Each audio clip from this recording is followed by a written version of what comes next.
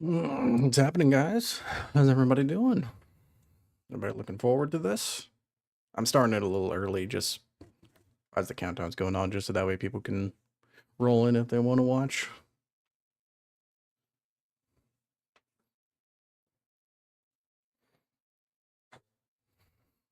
My life for rock and stone indeed. Rogue Core early access. It's just something I was kind of using. Be lying if I said I wasn't trying to do a little bit of clickbaity, but they might say something about Rogue Core. You never know. It might be. They might say early access. They might say a release date. I'm hoping, man. I'm coping a little bit, but how's everybody else doing? Everybody excited for this? Now that I knew the specifics about what was going on, I'm like, I'm definitely doing a watch party for this.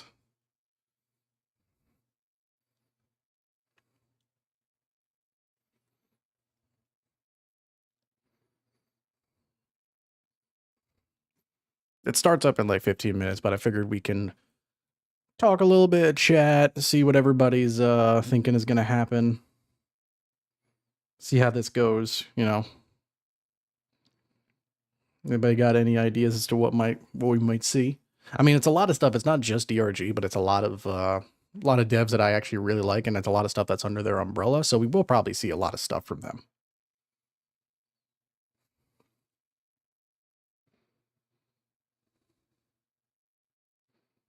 If we do get an announcement for early access, that'd be great. Ghost Ship Games makes a Satisfactory stream right now. Well, I think the Satisfactory devs are the ones that are like doing the whole thing, but they're just kind of there. So what is going on? I'm completely in the dark. What's starting? So basically, I'll give you a little bit of a preview as to if I switch. So basically, we're doing a watch party of The Spill, which is basically a big stream that a lot of indie devs under, I guess, the Satisfactory umbrella are going to basically be talking about a lot of stuff, giving some information, talking about a lot of things. And you can see we got the Satisfactory devs, the Valheim devs, Ghost Ship, Dino Lords, Spell Rogue, Dark Swarm finally, which I'm really looking forward to finally see some stuff about Dark Swarm. But they're going to be talking about a lot of different stuff, and we're going to see what's coming. You can't really tell because my face cam is kind of blocking it, but they're talking about what's new, what's coming up, all kinds of other things. And eventually, what I really want to see is Ghost Ship CEO reads mean comments, which I'm really, really looking forward to. So it's going to be a lot of fun. I'm really looking forward to this to see what's going on. Hey, what's up, Phasma? How you doing?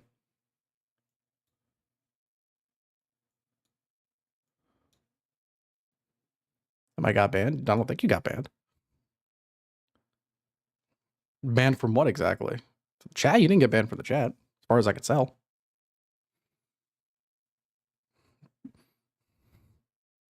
Chat chill stream, basically. Well, we're gonna be watching the spill live when it goes off, but it's probably, depending on how it goes, that's probably gonna be the stream for today. But because it looks like it's gonna be going on for a while now. It's like it might even be going on for like 4 hours. That's a long stream if that's the case, which we might be here for a little while then. Morning, boss man. Morning, Rhino. Thank you for stopping by. Still got about 12 minutes till it starts, but figured I might as well chat with you guys a little bit, see how you guys are feeling, see if you are excited as to what's going on here.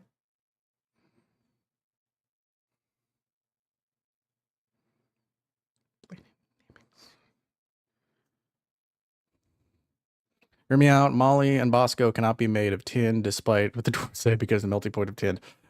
I love the facts, Oli. Best overclock in general, or for one specific weapon? Because I feel like in general that's a little bit too hard to say. I mean, I love pump action, but that might just be because of recency bias. So I don't know if you can necessarily go off of that.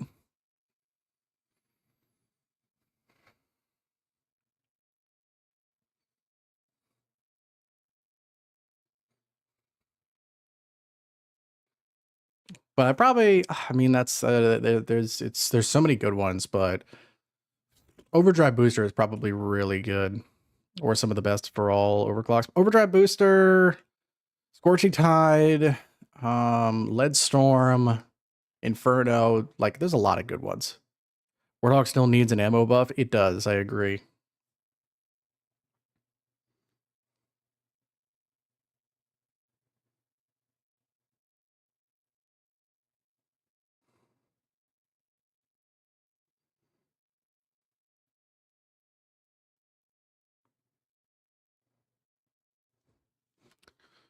Do you look into MCR? I was going to look into it earlier, like after this, because I knew I wasn't going to be streaming this today. But this morning, I've literally only been working on video stuff. Love your content. Any advice for someone trying to get into streaming DRG? Thanks. No problem, man. Thank you so much for the support. Have a somewhat of a consistent schedule. I mean, you don't necessarily have to go all day every day, but have, you know, some sort of consistency to it. And basically just do stuff that you can interact with the viewer base with, and understand that if you're just starting off, you're gonna have the first couple of streams or to a first long time, it's gonna be, oh, hold on a second here. Hold on. They're doing stuff. Hello. How's it going?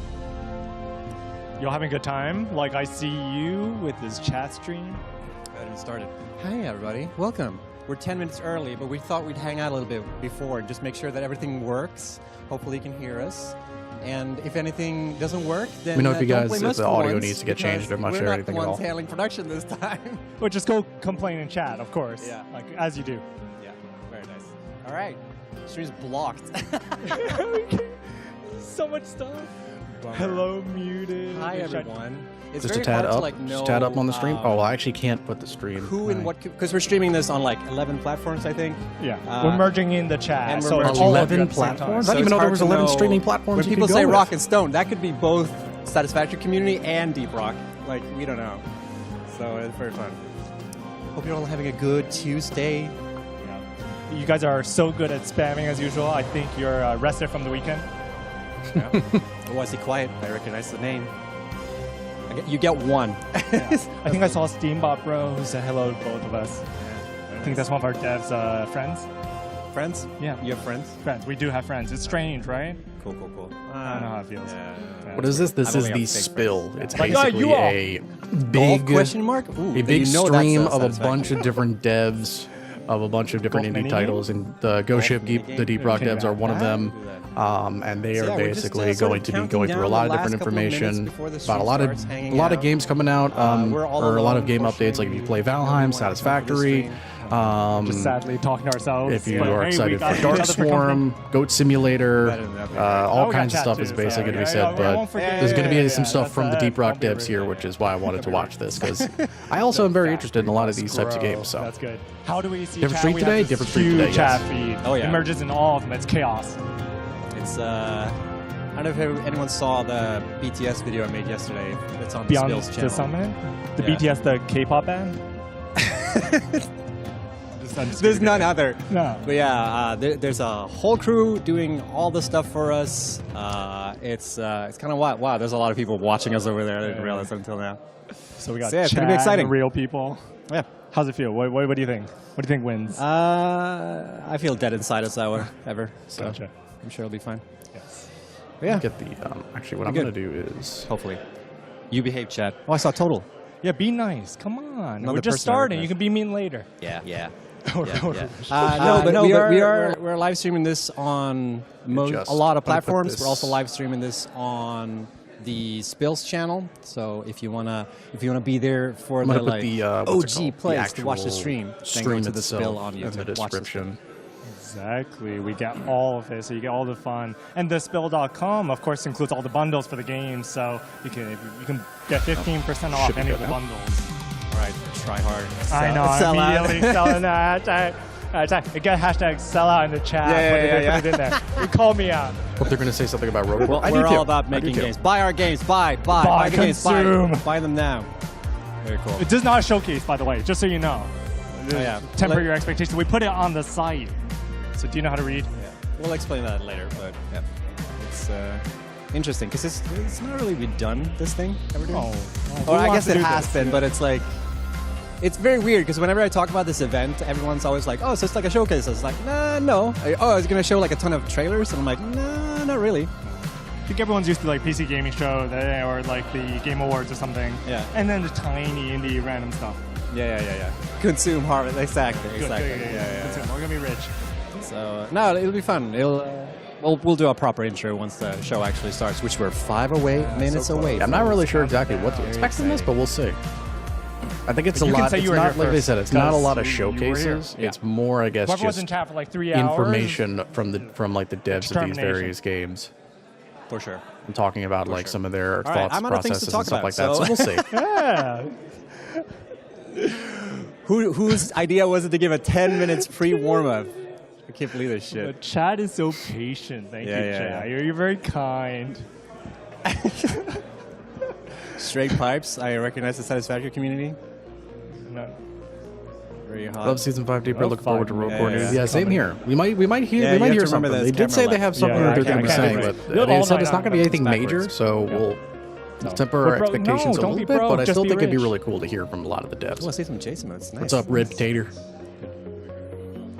Y'all look breathtaking. Oh my goodness. What? You're breathtaking. I Yeah, can't all believe- of you. Every single one of you. We know. We've seen. That's how cameras work. We just look through here. Fingers crossed we got a You're little getting some roadmap love update. here, Maybe we Kevin. might. We might actually. Thank Chat. you. Appreciate it, Chad. Good chat. Such a good looking man. You're too kind. Or should you're too kind. No, I wouldn't. No. I just had Who pizza am before I? this, so I don't know if my face is stuffed. I ain't expecting a trailer, but I Do you- would do you know like who a this guy is? screenshot. Yeah, that would be Chat, kind of do you- cool. You know him, right? No, do an intro first, and then I'll do mine. No, You're- 4 minutes away. We're not allowed to start yet. well, You have to wait. so you can't know who we are. We're just talking. Yeah. This is this is the cold open, the secret art start. That was a Keanu Reeves moment. Yeah, it basically was. I saw it. Kevin should have 3 ponytails. I don't know if I can though. The what? That's a lot of ponytails. 3 ponytails. 3 More. Every direction. One on I think you top, can one pull on the it off. side, one on the inside, one on the gotcha. back. Yeah, that'd be 2 in cool. front as well. I think I do 5. Want to see some enemies? If they're like the crawlers, it's going to be Tail. intense. That's true. Yeah, that could be cool. I can only do. That'd be really, really cool. beard on the business.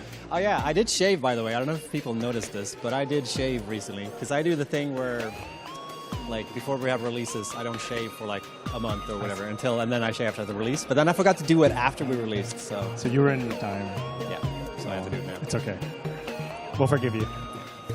Excited for Darkstorm? I'm excited for Darkstorm as well. We haven't really seen a whole lot from that, so I would very much like to see it. Hey, what's up, Toad? No, Adam is a very hard-working cameraman. It's supposed to be like lifelike. How's the camera weight, by the way? This is a huge camera. Adam's got this. Yeah, He's- he's a He's champ. doing like I just a. realized part of the I screen don't was cut think off. you Like the understand how most- big the camera is. It's like, He's doing like the most like sure like yeah thumbs big. up like sure this will be fine. There we go. Don't worry, The this will bottom be part a of the screen was cut You won't off. have to do this for the entire thing. Like we Want a we Half-Life have type like BRG 2 more experience? That'd be kinda sets cool. for this, so don't worry, Chad. what's the location of the stream? Copstain Hallway? So yeah, we're in Coffee Stain Studios in Skövde. So this is where we made Satisfactory. middle of somewhere, Sweden. Yeah, That's Skövde. so cool. The capital. Oh, middle I of somewhere, censored myself so hard. Sweden. So Yeah. kind I don't of live in you. Skövde, so I can say whatever I want. Yeah, I'm It's a fine, it's fine, Gothenburger it's fine. too, so it's fine. Yeah. So actually, fun thing. Skövde actually had a thing recently where Walk of Game. You guys know like Walk of Fame, where like celebrity get their names in like stars in the ground or whatever. Yeah. So Skövde did something similar with like games. So Raft and Satisfactory and Goat Sim and V-Rising. V-Rising. One more. Wait. was Valheim. that it? Valheim. Hey, yeah. you can't forget that one. Oh, It's a shame I'm like looking for them. They're not here. Okay. Yeah, Oh, they cool, cool, didn't cool. hear it. It's fine. They didn't Valheim, hear give a shout out. Yeah, in they chat. didn't hear it. Ignore that. Valheim, ignore a that. lot of But they Valheim got fans these here. cool plaques. Valheim's And a the lot of fun. studio's I receiving actually haven't extra played it in one, a right? long time. I got to Trophy. play a I little don't bit know. more I of think it I just because saw I some haven't even done the trophies. Yeah, I wasn't Ashlands there for that. update yet. Doesn't count then. Yeah. Only if it's live. You Yeah, know? no pick. Yeah. How would we? 1 minute. Oh, good. I can't wait for this to be over. I hope this stream is 80% side. There's no way. No, there's so much rock and stone. Yeah, damn Okay, right. what's There's a so meme much rock and that's out there? stone. How Oh, would let's we look at know? the chat. Let's go to the YouTube chat. Golf, But I YouTube guess. chat Golf sticks meme that is never a little, dies. Golf. Not pipes. Golf. No, Pipes was a meme, but it's like reality now, so we don't Ah. worry too much about that anymore. Dead meme. Yeah. Dead meme. Get it. Satisfactory board. Oh, lasers. That's true. Lasers. But it's not a meme though. It's in the game. Yeah, it's real. Doesn't count. It's It's real. authentic. It's authentic. Made it happen. Chat made it happen. Yeah. So, What thank the- you. The music they picked for this is pretty good. No. Go, go, go, go. Look at that. What the heck? It works. It's fantastic. Oh, that's awesome. Okay, turn on a little Are light. they dead? These Little guys, I light. don't think are devs. It's These so funny are. because They we might had not. those I'm not backdrops actually during our sure. release stream, and people didn't believe us. It's when gonna we be said a it talk actually between works, a but it lot of actually different does. devs. It's so fast. It's going to be a talk Not bringing a and record some that like information dumps from a lot of different dev companies. Sam, can you add like a crash effect? They or did something kind of with announce the this sort of exit like frames, last you know, minute-ish like sometime bar last graphs in the week. background? So there's not a whole lot, but like Oh, we got 30 if you seconds. can, For hang on, everyone I'll getting turn off my impatient, camera for a 30 second. seconds. If you look at the 30 left, seconds. you'll Oh see my Much goodness. longer. the Actually, schedule for like who's talking about what, like all the different devs and whatnot. So We've rehearsed this so many times. You have no idea. It's unscripted. Doesn't turn matter. it on. All right. All right, you 10 ready, Kat? seconds. Are you ready for a scroll? We're about to get started. Oh, only for Americans. Oh yeah, it's gonna be good. For Europeans, it's wandering somewhere. Yeah. Stroll through the woods. All right. Someone's mom is go. calling. Yeah. Who is it? Rockin' That's Stones, Rockin' Stones. All right. Oh, are we live? Is it? Let's Are go. we doing it? Let's go. We're live. We're live. We're live. Whoa, there's so many people here. Wow, who would have thought? Whoa, we weren't alone after all. There were a bunch We of have people. actual devs. The devs make games. Yeah. All right, you can go home now. It's Yeah, we're not. We're not. Just wrap it up. I see Soren Hi, in the everyone, background. and welcome I see to the him. Spill. This is very exciting. We've never done anything like this before, so crazy.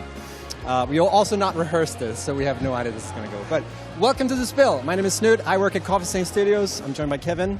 I'm at Box Dragon, the game director. Box Dragon, exactly. And Oh. we're here to check out the Spill, which is our little live stream event that we put together. Our little live stream event. Got 11 dev studios. Yeah. Tons of games. There's tons of people. So who's here? Well, let me Oh, tell you who's here. God, we can just So read off Coffee the Stain list. Studios are here. Coffee Stain North are here. Iron Gate are here. Box Dragon, of course. Ghost Ship Games are here. They've traveled all the way from Denmark. Lava Potion, Destiny Bit, Invisible Walls, Bitfire, Got Factory Guidelight, Card in the and background, North yep. Play. So there's a lot of different studios here today. Really exciting. And just to clarify too, this is not just like a Coffee Stain thing. There are more studios here than just Coffee Stain, obviously. And fucking stupid. And essentially, the Spill is going to be like we hang out and we talk about our games. And there's going to be some games that you guys haven't seen yet. There's going to be some games that you have seen, but we'll talk more like what we're working on. You guys will have a down for that. grand reveal, kind of. Having a big announcement. Yeah. So it's a dev shindig, Very kind of. exciting. And yeah, it's gonna be fun. I think it's gonna be very like low key and, I think the and cart's breaking. yeah. If anything sounds weird or looks weird, then don't blame us because we're not actually running the show today. We actually have a production company doing it. So if you ever tune in for like any of our like release streams or anything like that, you know how it is. But hopefully today will be pretty dandy. Shout out to Sam Yeah, Sam Deans and his crew. directing this. Very exciting. Yeah. We'll keep it nice and casual. We will just talk about everything. So Yeah. you'll get behind the scenes stuff, discussions, actual, like, it won't just be. And they bringing out the life-size Dory. Yeah, they'll be. No, fun. you know what? And there's a Apps schedule. actually made that better. We did put the schedule on our website. There's also a schedule on this side right here. You can tune in. So we have the way it's going to work is we're going to have like segments where there are sort of like main segments where we'll talk about. You can see on screen like who's going to be on it. We have sort of a theme for each segment, but some of them will diverge a little bit. And then between those segments, Kevin will host like a little squish thing. Exactly. You can That's see a it on the trolley. I'm doing a reverse Yeah. stream right here. We put the schedule out. So we'll start with what's new. We have a squish. You'll see big blocks with time. Like for those, just stay tuned for that moment. We'll put some drops out for you. When is the driller Then we gonna have drill through the squish time where we ceiling? put silly little things. I'll mostly be hosting that. I would buy a derivative. It's just for Same. fun. But we'll do fun things. We have a competition of different Let me know if some of the creatures. audio With needs to artist get doodle adjusted if I session. need to make We have things a quieter panel with or turn-based and louder. strategy stuff. And then we have I think, what was Seichi? Yeah. We just But- organized this shit. Like, who cares what's gonna be on it? Yeah, it'll be fine. I'm sure. Yeah. So- But so yeah, if you came in to see like Satisfactory or Valma, whatever, then you sort of know when these things will happen. But maybe you want to stick around and see some of the other games, and maybe you'll wishlist something that you didn't think you were gonna wishlist, and yeah, good times will be had by all. Exactly, it's gonna be a fun time. Yeah, I think. And also on the website, you can also like click on these games and they'll take you to the store. So like, if you're unsure, like I don't even know what game that is when you look at the icon, then just go to the website and click the link, and yeah, that'll take you there. That'd be good. Cool.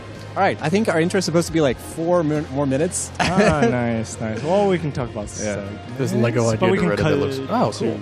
Yeah, Intro cut to video. B-roll. Yeah, let's take it a bit, yeah. There we go. Oh, is this Valheim? Oh, there's Deep Rock. That's satisfactory, 100%. What is that? That's kind of cool. Oh, more Valheim stuff.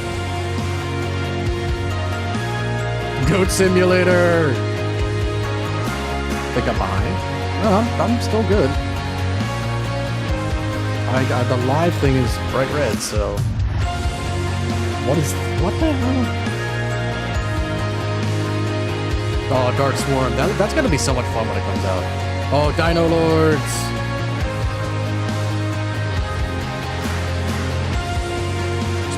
Spell Rogue's gonna get probably some new updates. What is that? Oh, is that Satisfactory? The DRG board game. Probably get some new stuff, new Spell Rogue stuff. I'm excited. I'm kind of excited to see what this kind of stuff. Just a standard stream delay? Yeah, a little bit. Yay! We're here in the comfy set in our apartment. This is one Dark Swarm apartment. is Aliens franchise? Yeah, welcome everybody to the based spill. off This of is it. essentially where the show will take place. We're going to hang out here on the couch. My name is Snit, as I said before. I'm the community manager for Coffee Stain Studios. And today I am joined by Emmett, who is our new game director at Coffee Stain Studios, working on Satisfactory. So for those who don't know, do you want to give me the elevator pitch for Satisfactory? This was not, we didn't plan for this, but do you want to do that? That's the energy we need going into Yeah, this. yeah, It's yeah. like it's pure It's going to be fucking wave chaotic energy, immediately. Yes. Yeah. Yes, Satisfactory is a basically factory building game. We released the 1.0, like it's actually our 1 month anniversary to the 1.0. Is it? It was Tuesday 4 weeks ago, I just Oh realized. my goodness. Yeah, Wow, holy shit. wow, time flies. I thought it was only like 2 days, but yeah, I that still was gotta 4 play weeks ago. Satisfactory. Yeah. Everybody tells me Yeah, it's phenomenal. available on Steam now. It's been in development for about 8 years. It had been in early access for 5 before this, and the reception has been incredible so far. Yeah. So yeah, super happy to see how things are going. Yeah, damn it, you passed the test. I was ready, and you were going to throw a curveball. I'm ready for anything. You would have been fired on the spot if you didn't land this get out elevator here. pitch. Yeah, so Satisfactory has been in development for a long time, and we were going to start the whole show with just talking a little bit about Satisfactory and sort of what we have cooking. We have sort of 2 segments for Satisfactory. We're going to talk a little bit like briefly what we have in appreciated. store for the show, but we're also going to talk later about like more in depth about what's Very coming up. Minecraft-y, But right? I think the big reveal, or bigger reveal, I think people definitely kind of do that. suspected this. But what is the future? I'm like terrified you set expectations really Yeah, high yeah. now. I mean, like in the very near future, our next content is Fixmas. So, like we kind of thought, is there anything else we want to do? But Fixmas, we're going to have a Christmas event starting on the 1st of December, which will again run into January. There's going to be a lot of like, Holy no! yes, that's all. We got that too. Very Don't worry, nice, you should very play nice. Satisfactory. We've got snow in there too now. But yeah, we're going to have Fixmas kicking off. I think we've got like some things to show for it. I guess we'll show a bit later. Yeah, we have some B-roll actually, and hopefully it made it in because it was really last second, but we made it. Yeah, there we go. there it is. Look at that! Snowman. Oh my God, it's so much better than I thought it was going to be. So pretty right now. Yeah. Holy shit. We Like, get- this isn't even the best scene. Because we gave Linus a very short deadline for this, and he's been cooking. Holy shit! So this is a little bit work in progress, like as goodness. in like these scenes. We'll give you more of an updated view. But what are we looking at here? How about them Northern Lights? Yeah, holy How shit. pretty is that? That's crazy. Holy shit. So yeah, essentially, Fixmas is getting like the 1.0 polish pass. Fixmas has always been like a little bit of like a last second thing we always do for Christmas. Yeah, I think the original was described to me as they kind of just got it all done like 2 weeks beforehand. Yeah. Which is like amazing how well it has still come out. But yeah, again, game is in 1.0 now. Everything has to be kind of polished to that level. That's the expectation we're setting. Yeah. So yeah, we put a lot of work into making sure all the art assets are updated. We've got a new calendar, a whole bunch of cool unlocks. Make sure you make it to the very end of the calendar because there's some cool stuff in there that we want everyone to see. And then like a whole bunch of new MAM tree research, of course. And again, some cool unlocks and different like little cosmetics and nice things to have to show you took part in Fixmas this year. Yeah. So yeah, overall, we're pretty pleased with it. Again, it's still work in progress. We're going to get more stuff done. We have a few little maybe hidden things that haven't been announced or shown in this B-roll yet that we'll hopefully get in there too. So yeah, no, we're happy with how things are going. Really cool. I'm really curious about what's going to happen with the calendar. Because that's always been something a little bit weird, where you need something from the calendar, or Yeah. lock it in the calendar. I don't know if we. I'm just like, you throwing me a curveball again. Yeah. I don't know if we're gonna change that or maybe. No, it's mostly the same. We'll still have some different randomized unlocks, but we have more like substantial spread out unlocks throughout it as well. Yeah. But like, I think the story that Mark described to me this morning was because you have random unlocks in the calendar, you get someone that gets like this really cool thing, like a superposition oscillator or something that wasn't even in the game in the last, or like previously.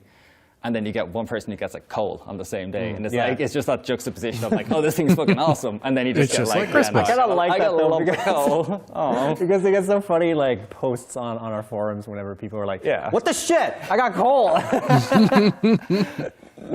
So yeah, I love that clip. So yeah, Fixmas is coming up.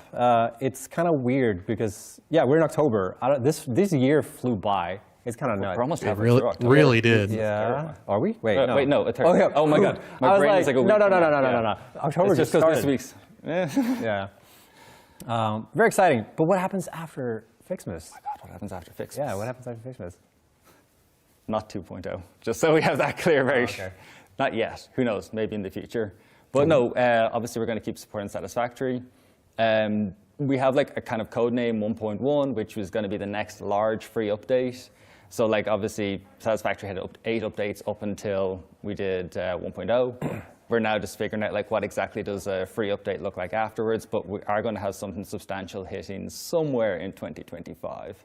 And then we're looking at other ways to expand. Yeah, soon. Vaguely, TM Yeah. 2025. Yeah. But I mean, like that's the thing we're probably putting a lot of our focus Something into a little right smaller. now. Like, what does the shape of that? What does it look like?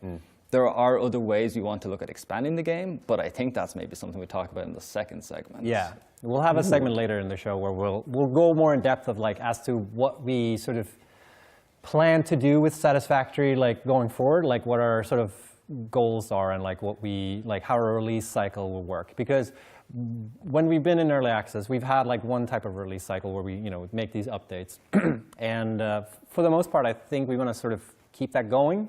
But after 1.0, we sort of need to look inside ourselves and sort of decide like how we want to do things. If we want to work on DLC, or if we want to do these free updates, or if we want to do both. So I don't know. It's a really nice challenge to have. Yeah. Now, honestly. Yeah. And again, this comes down to the reception this game has had. For the last 4 weeks, we've been in like the top 10 most played games on Steam, which is unbelievable. Yeah. I gotta Huge try thank this you now. to everyone who is playing this. We love it. Like, we have been following like all different Twitch streams and stuff, and we're always watching like the CCU count on SteamDB and stuff. Yeah, it's crazy. So yeah, it's mind blowing. And not only that, but we got nominated for the Golden Joystick Award. Yes. Which is really Nice. cool.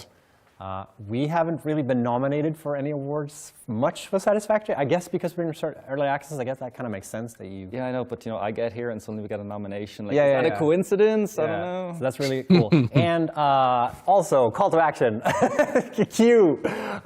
You guys can go and vote for Satisfactory for PC Game of the Year is the Yes, nomination. the which is category. really cool. PC Game of the Year is like. It's incredible. Yeah, that's really. The nominations voting is up now. The award ceremony is on the 21st of November, if I remember correctly. That's when it'll actually. I be think that's when the announced. voting ends or something like that. Satisfactory co-op. Does anybody No, know? it's the actual ceremony. is Somebody on tell me. I Yeah, but I haven't think played the it, so I'm voting not keeps sure. Oh, right. Okay. I don't know. We'll It's on the trust- website. We'll trust Check it. It's there. Yeah, it's on the link. Yeah, the website is Yeah. a bit finicky, but if you're a true pioneer, then you'll pull through, I guess. Yeah, we believe in you all. I guess I we could also believe just in look you it up all. on Steam. It is co-op. Ooh. So yeah, we will talk more about 1.1, and we'll talk more about like the future and console as well. Don't forget console Yes. because we're also coming to We would console. never. So we will give you guys more of an in-depth like information about that. But at least Fixmas, we got roll the B-roll again. We got Fixmas. I'm throwing Roll so the many curveballs at B-roll. Sam. He's not Four-player ready for this. co-op. It's better with. Ooh, that's a. I'm That, really excited for this stuff. quite tempting, actually. This little snow guy. Really looking forward to the polish that goes into it. Because yeah, like we said before, we rarely have time for like this stuff. It's always like last second. So now we actually have a chance to do the proper like 1.0 polish pass. Yeah. for everything. You I can wouldn't be see it in surprised the if art. most of the like stuff they VFX, talk about today are going to be like on sale level. afterwards. So who Yeah, knows? Maybe I'll pick it up. One or two. BLD Satisfactory tomorrow. Some ideas. We'll see. Don't feel right now. Maybe we'll see it later. So yeah, very exciting. All right, you will be back. Yes. Later in the stream too. So without further ado, I think we're going to kick off with the next segment. So we're going to be checking out something sort of new within Coffee Stain, or not custom, but something something new. We're going to check out a trailer for something yet to be announced from Box Dragon, namely a game called As We Descend. Let's check it out. As We Descend. Okay, what do we got?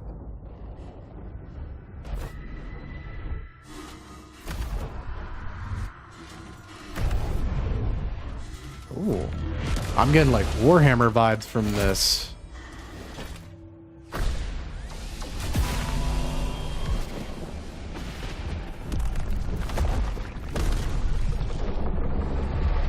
Ooh.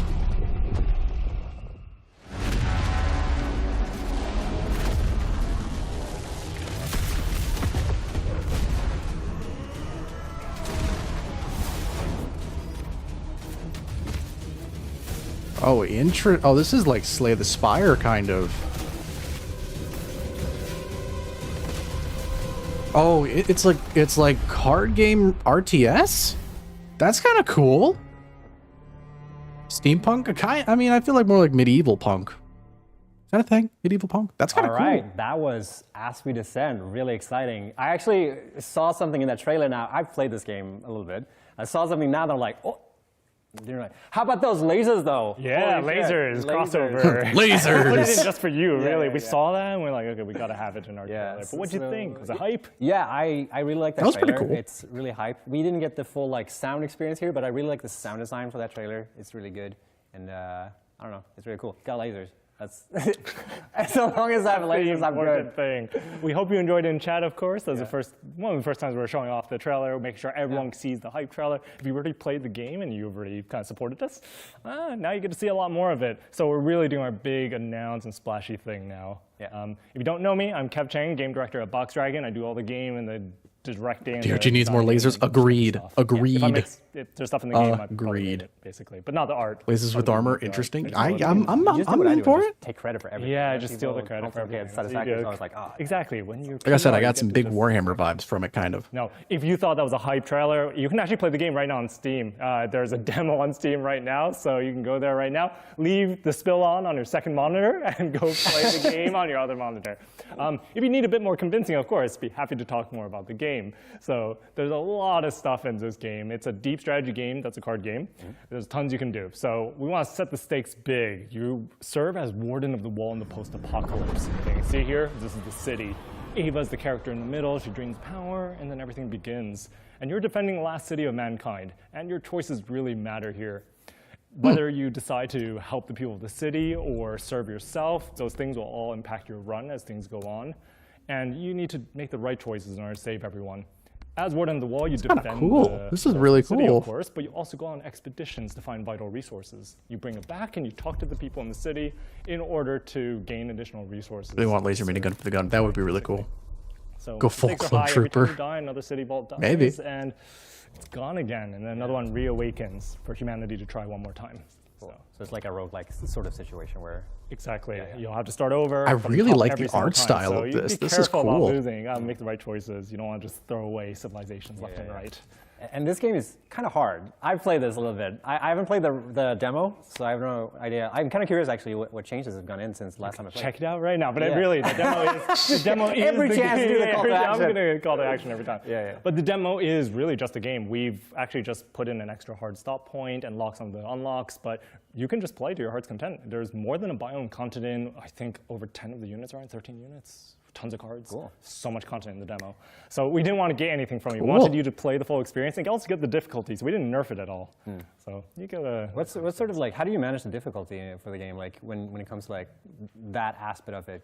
Or like, have you gotten feedback on like, oh, Yeah, we used to get a lot of feedback early on about like, oh, certain things are hard, but in order to make decisions meaningful, you have to make the decisions hard enough. If it's too easy, you can just do whatever you want. You can pick any card or any unit, and game will Makes kind of sense. work out for you. But if you make it hard, kind of like Dark Souls, right? Yeah.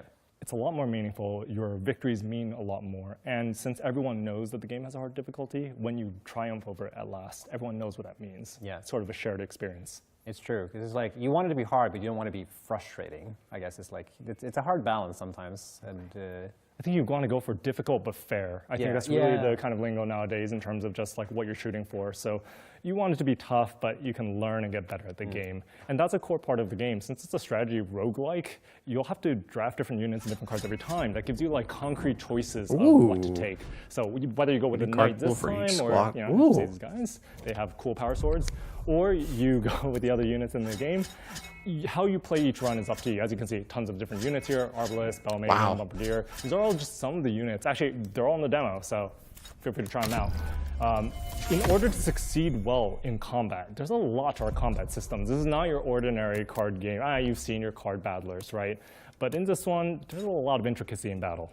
There's front rows and back rows. There's just different, you can stagger your enemies, knock them down, and do critical damage against them. There's lots of little crunchy gameplay mechanics. And we try not to handhold too much. It goes kind of into a difficulty point. Yeah. We don't want to make it a game where you kind of get this hard tutorial that tells you, hey, you got to do this and you got to do that. It trains the player to not have to think about like, hey, I really got to think these things through when the game just kind of pushes you along. So we try to make sure that it was as much of a pure experience for you as possible. You just get to experience and learn at your own speed. Yeah, really cool. I really like the art style too. And like so much work has gone into the juicing up the menus. Holy shit. Oh, absolutely. Thank you. Appreciate it. That is insane. And a huge shout out to our art team. You know, we have actually out of our 10-person studio, we have 7 artists. So it's the ratio of art to non-art is huge. That's very interesting because it's always like, depending what type of game you make, you sort of need to make those like decisions as like how many artists that need to work on it. Absolutely. I think once you go to a 3D game, I don't know if you know the behind the scenes of game dev, but once you add on a 3D team, you need a art director, 3D character artist or environment artist, then you need an animator, a VFX artist, and just listing through things, tech artist. Your team instantly explodes the second you go into 3D art. If you're only doing 2D art, you can keep it a lot smaller. So You guys do kind of both because you've got a lot of UI elements as well and like the cards themselves and stuff like that. So we try. Yeah. I think it helps that there's such a red thread with the game. I think our art director is actually Alex Nikonov. He used to work at Riot Games as a senior character artist and environment concept artist, basically. And I think his style, like, he's really come into his own with this project of just, hey, go wild, make it feel alive. And when I said red thread, I mean, there's sort of a target we go towards for the world building and the art style. So as long as we keep that in mind, we can build whatever we want in there, as long as it follows that sort of, everything has that look to it. Gotcha, gotcha. So we talked about units a little bit. You talked about combat system, or did you do that? We should dive into combat. I know I rambled a little bit about combat. But we should see what the combat looks like. Yeah. You go on expeditions where I you like it retrieve though. This is resources really cool. to bring it back to the city.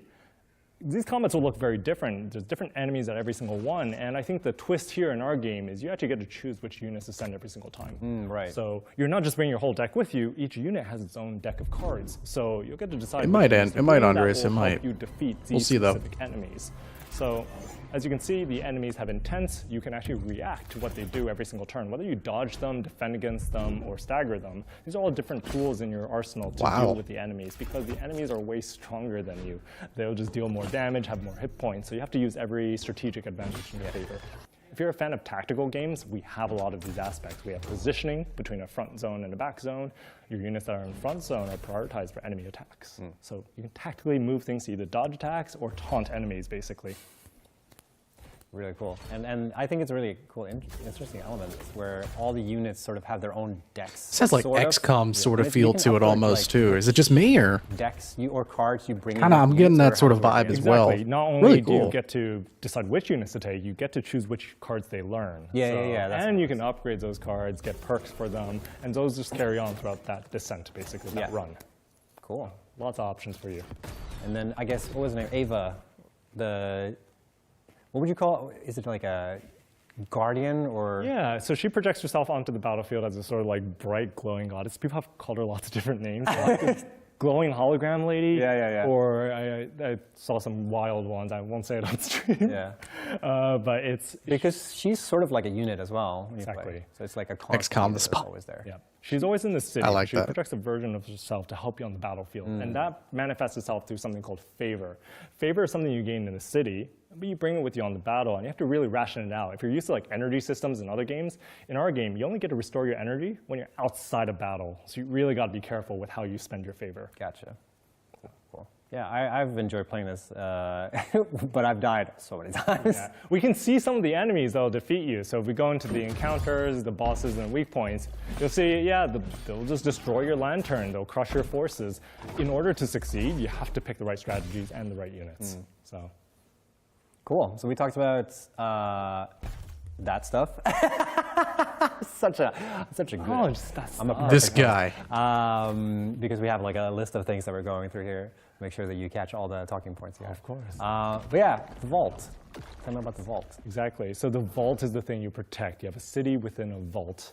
And every single time you lose, you actually get to the unlock screen where you get to configure the vault. So this is actually the vault configuration screen where you get to decide exactly how the vault is configured. You can increase the difficulty, you can change the units you can unlock, you can even change the starting setup. So whether you like a very hard game or a very like story-driven narrative game, these are all available to you through the vault unlock screen, basically, where you get to customize things.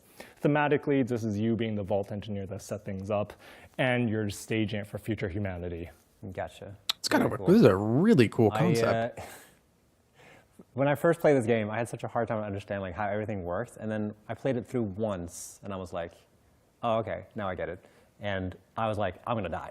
Like this is not gonna turn out well." Sometimes the knowledge hurts. I've actually heard that some people, once they start overthinking it or they played enough and they think they figured it out, it actually makes the game harder because now they're overthinking every decision. So right. that can definitely happen. I guess that's like part of these type of games where when you finally, because I got that experience. I got that exact same experience when I was playing it. Because like when I was getting to the end of my session, I was like, "Oh, now I get it." And it's like, "Oh, now I realize how many dumb mistakes I've made." But I guess that's kind of part of it, right? Exactly. So that's the fun of mastering this kind of roguelike strategy game. So there's tons to do. However you want to play, this kind of game supports it, and that's why we enjoy it so much. It is like a strategy sandbox where Is you this can choose, even if is you this a don't W love game, chat? some aspect of it, whether it's the cards. You guys or think this the is a city, W I think game? It's the type of game that you can come back to and enjoy in your relaxing time, basically, to make hard Seems decisions. really cool. Really cool concept. I'm really looking forward to seeing how this is gonna evolve over time, or like It'll be fun. yeah. So make sure to play For the sure. demo. Yes. Go download now. Now. Go. Thank you so much. It's live on Steam, demo, either page, our page, as we descend demo page, it's all good. Yeah. So play the demo now. We've given you lots more tools, so hopefully you'll win. You can tell me if you don't win. You can come in the Discord and complain when you're like, oh, the game's too hard, nerf things. So it's all good. Really cool. All right. Next up, we're gonna check out some stuff from Valheim. So Ooh, let's see what's I'm kind of cooking there. I'm ready for this. I'm very happy with this. Are we gonna get the deep north maybe? No, we got Ashlands, but so I don't know if that's gonna be shown.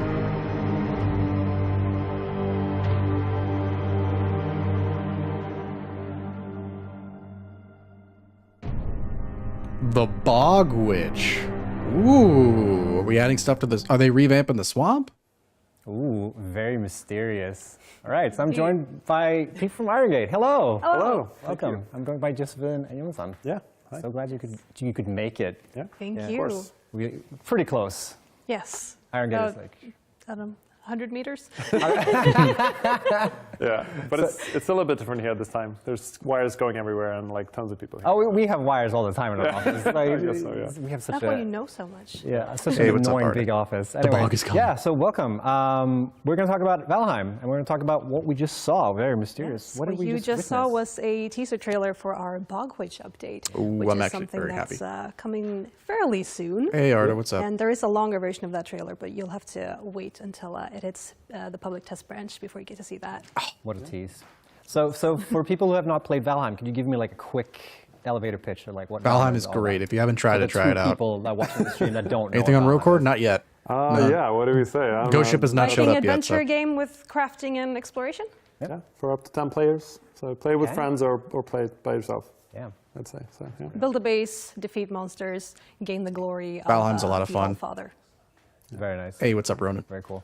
All right, so yeah, let's talk about what's in this update. Do you want to kick it off? Yeah, so I mean, while we're working on Deep North, which is what everybody wants, obviously, it's in production. So we've also been working on this smaller update, which is going to come, like we said, within a few weeks, I think. Without setting an exact, like whenever we feel it's ready, it's going to be out on the public test branch. And it's going to be like a smaller update that has things that I think a lot of people are going to appreciate, though. It is going to feature the Bog Witch, the eponymous. She is a trader, and you can buy some stuff from her. She's not an enemy, will let okay. you do more things, including make feasts. Yeah, so feasts are like food level 2, kind of like you can combine lots of different stuff and make it look a lot nicer. You can make foods meals on the tables now? directly. Nice. You don't need to use these item stands for everything anymore. And the So much feasts fun. are so much better. You can and they can put up the feasts, which are huge, and they can be eaten multiple times by And they several last players. longer, too. And they last much longer. Yeah. So the stats are a little bit different, but I think people appreciate that you can be out on adventure a lot longer with them. So. Very cool. Yeah, and you can also make potions from the ingredients that she sells. Yeah, a lot of new potions, some of them more special than others, like might be a love potion in there for those who are interested. I'm not going does that work? spoil more than that. But How the heck would that even work? That's for discovery. Could be, yeah. And also, I think one of the big things in this update is we're adding a few skills to the game, Yes. which have been like asked from the community Skills? for forever. For farming and cooking and crafting. Oh. Which, yeah, I mean, there's a lot of players who do not are not always out in combat, doing all the different weapons and stuff. They're staying home in the base, and they want to get some sort of an edge on, like they've been farming forever, so they want to have a. My buddy's skill gonna for love that. So He that's always something likes to we've be the been cook. Thinking about for a long time, not quite figuring out how we still can TRG. implement that in a good way. But They're- I think we they're found coming up a something little that we're later. very happy with. So. Very cool. Yeah. We'll be hearing some I stuff just about had them a random later. question. I gotta get this out of my head. Is the Bog Witch based on some like real mythological? Okay, they're thing, talking about or- Valheim. You ever played No, Valheim? I Something- think she's mostly based on. It's a very good game if you've one never type played of it. creature that we already have in the game. I guess it's safe to say. It was Robin, our colleague, who did the Oh, main yes. design for her. I think he just wanted to go off and design a cool creature. Yeah. Yeah, I would say that too. Yeah. Yeah, if you never tried it out, check it out on So, Steam. we It's a talked great about potions. Viking we talked survival about game. Feasts. Is there anything I've streamed else? it a couple of times. Yeah, but like one more once or thing twice. for the. I think one of the nice things. There's some quality of life stuff basically coming in. We split up, like we added a prep table, so there's not as many recipes in the cauldron. There's also going to be like for another crafting station for all the meads, and also like you can craft multiple things at a time, which I know has been a huge feature request. Oh, many thank times. goodness. And also we have one new item, which is the scythe, which is that you can farm multiple items at a time, so you don't have to click every single one. Which is highly Ooh. requested. Highly requested. And, yeah, so this is more like a small update. Obviously, there's going to be people who will be like, oh, Deep North one, but Yeah. I think a lot of other players will appreciate what's in it. Yeah. And we should also just say that this hasn't taken that much time away from the Deep North development. This is, I wouldn't say in any percentage, but heavily like a graphic-based update. It's basically a lot of visual assets with a bit of programming behind it to create this update. Yeah, Interesting. Yeah, for sure. Okay. Yeah, I mean, you can't have the entire team just jump over straight. more You survival need to games go for through friends who never run pre-production, consistently. Find out a lot of stuff. and, Understandable. do a lot of tests. So this is basically something Rocket to Stone. give the players some content that Ghost Ship's a lot of coming up people have been soon. wanting I think for a long it's time. Satisfactory and then so that Deep Rock after some this. of the developers have something to do while waiting for Deep North. Deep stuff. Rock update? Maybe. And which we'll talk Possible. more about later. We'll see. Yeah, you stole my little cue here. Don't But steal we- his But we segues. will talk more about this stuff because you guys are in early access right now, but Yes. you are gearing towards that 1.0. Yep. And I can tell you from experience that it is the hardest stretch. It's a rough stretch, but you guys will get there soon, and it's going to be great. But we'll talk more about that later in the stream. We'll talk more about Deep North, and we'll talk more about like 1.0 and sort of what work goes into that stuff. I think it's going to be super good. Yeah. Looking forward to come back. Rivals Yeah. of baby. There's one question I had in chat that I wanted to call out, but I already forgot what it was. So nice to watch this. Go Yeah, so no. fast. So what I was going to say was that I, at least in our game, we tend to find that like these quality of life stuff tends to be more valuable than what we think, especially in these like type of games where there's a lot of like building and there's a lot of like just adding the scythe could be a thing where people are like, it's a completely different game now. Yeah. That small things sometimes means a lot for like your playstyle and. Yeah, I think this is going to be a huge improvement for those who want to stay back in the base, and they're actually going to feel like that's something that's rewarded in a different way now. Yeah. But it's also a hard balance there because like there's definitely a list of 100 things that we could do that would like say make the game easier and like a good tool, but we don't want to change everything either. Like we do want to have a certain amount of inventory management, and like it's also part of the kind of core experience of the game. So I think it's hard sometimes to choose what quality of life stuff goes in or what is like actually like removing you from playing the game. Yeah, it's hard because you don't want to make it so you optimize away the fun of the game. And quality of life stuff tends to have that effect sometimes. Yeah, I'm actually I haven't played. I mean, I played Satisfactory a few years ago, but I'm really happy to play it. Like, I'll put it on the list to look at. But thank you. Done yet to see like okay what. Oh, it's garbage. Don't worry about it. Yeah, see, they didn't really advertise it a whole lot, but cool. it's really Thank cool you so for far. having it. Yeah, thank you. You guys will It's be going on back. for a while, see you later. so We'll talk more with the crew behind Valheim. But right now, I've got another couch waiting, and I'm going to have to get there real quick because it's really far away. Here I go running. Run. he's wearing different clothes. Goat Sim update? They probably will be, yeah. Oh. Yeah. Oh, here I go running. So Even though he's wearing a completely different outfit. That's very, very impressive. I mean, the cardio on you. give me a minute. I need to What breathe. you guys don't know is that he trains every day. You just see him running. You just see the crazy. floating face things on your videos, but this is the real. This is not absolutely fake. Holy shit. Not fake at all. Yeah. You're not even sweating. You don't know that. What?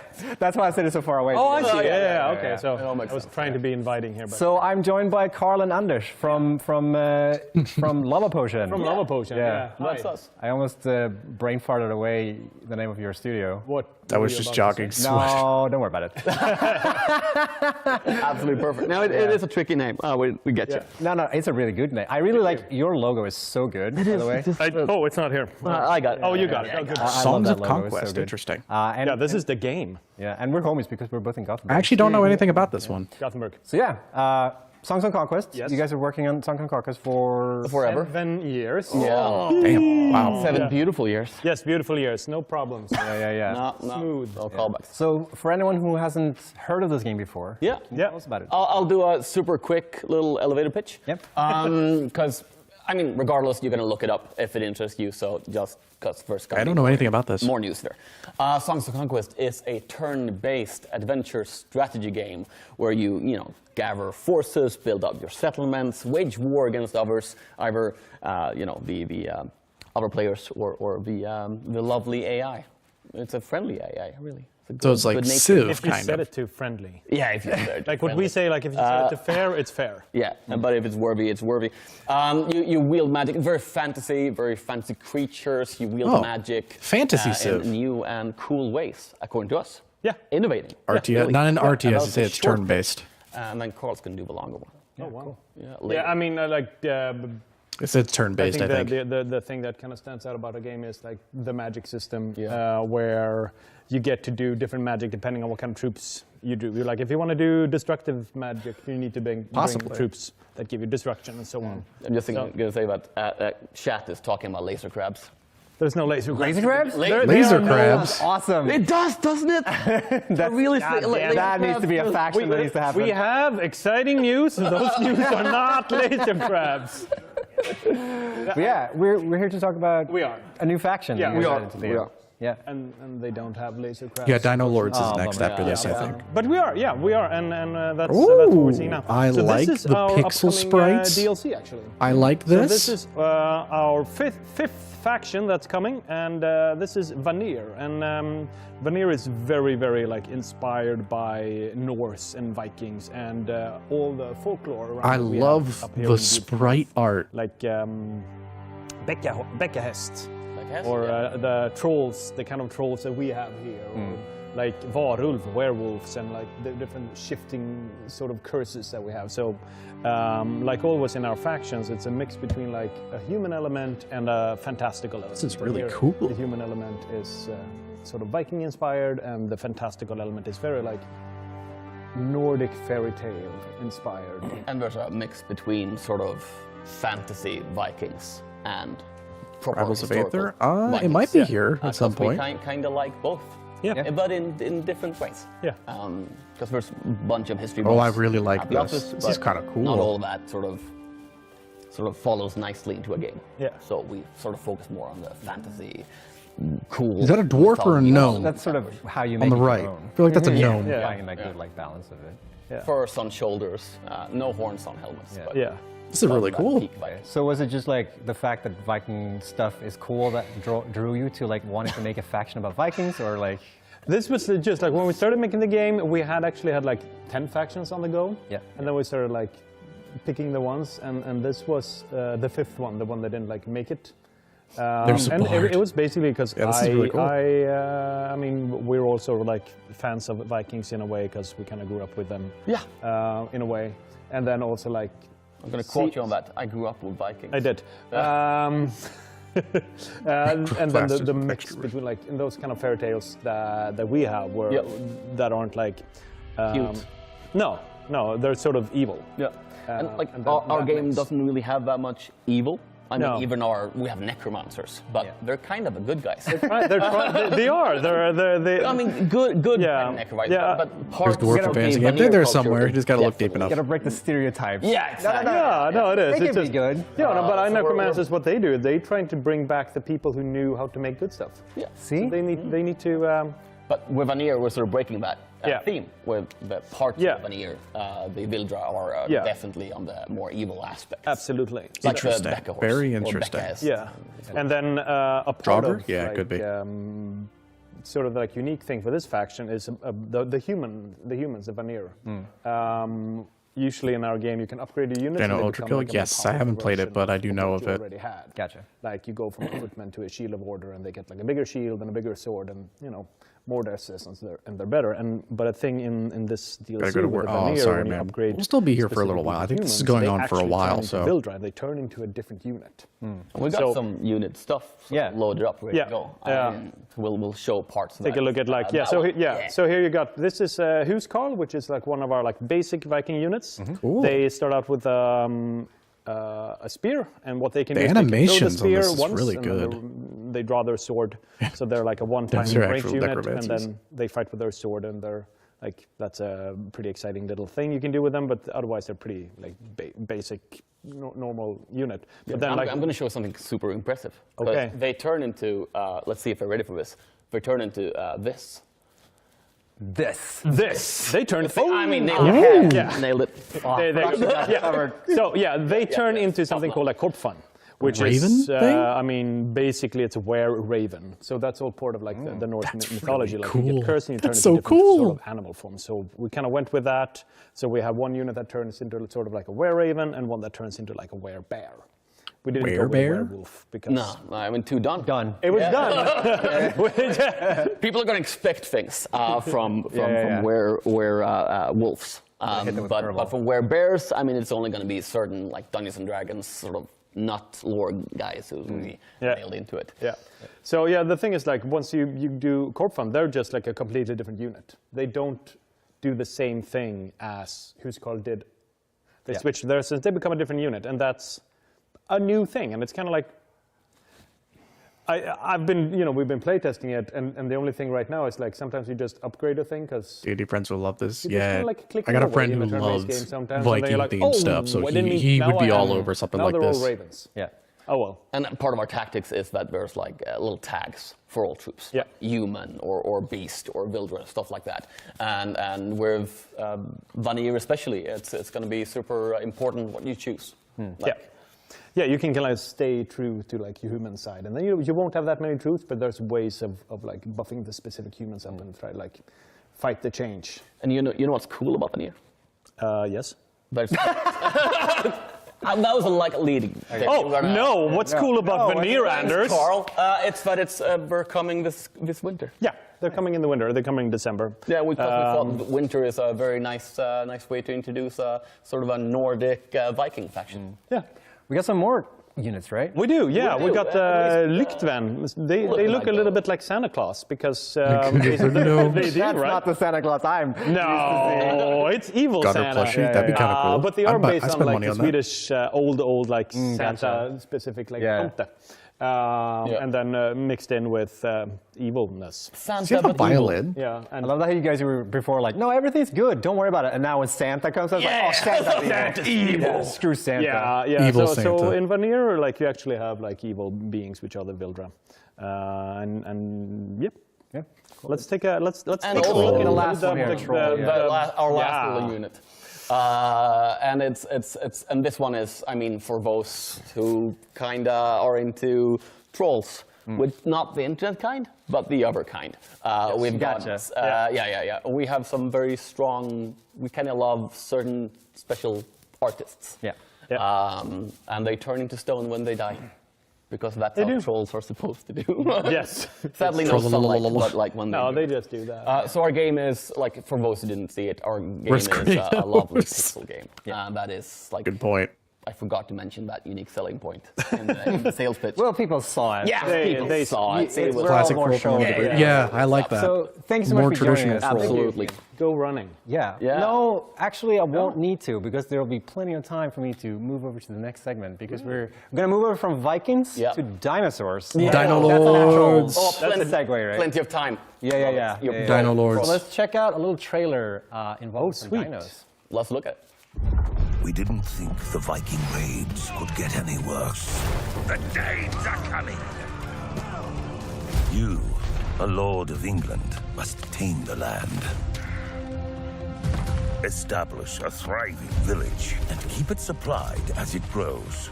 Construct fortifications and build a mighty castle. Train your forces and prepare to man the ramparts. For our enemies have harnessed an ancient terror.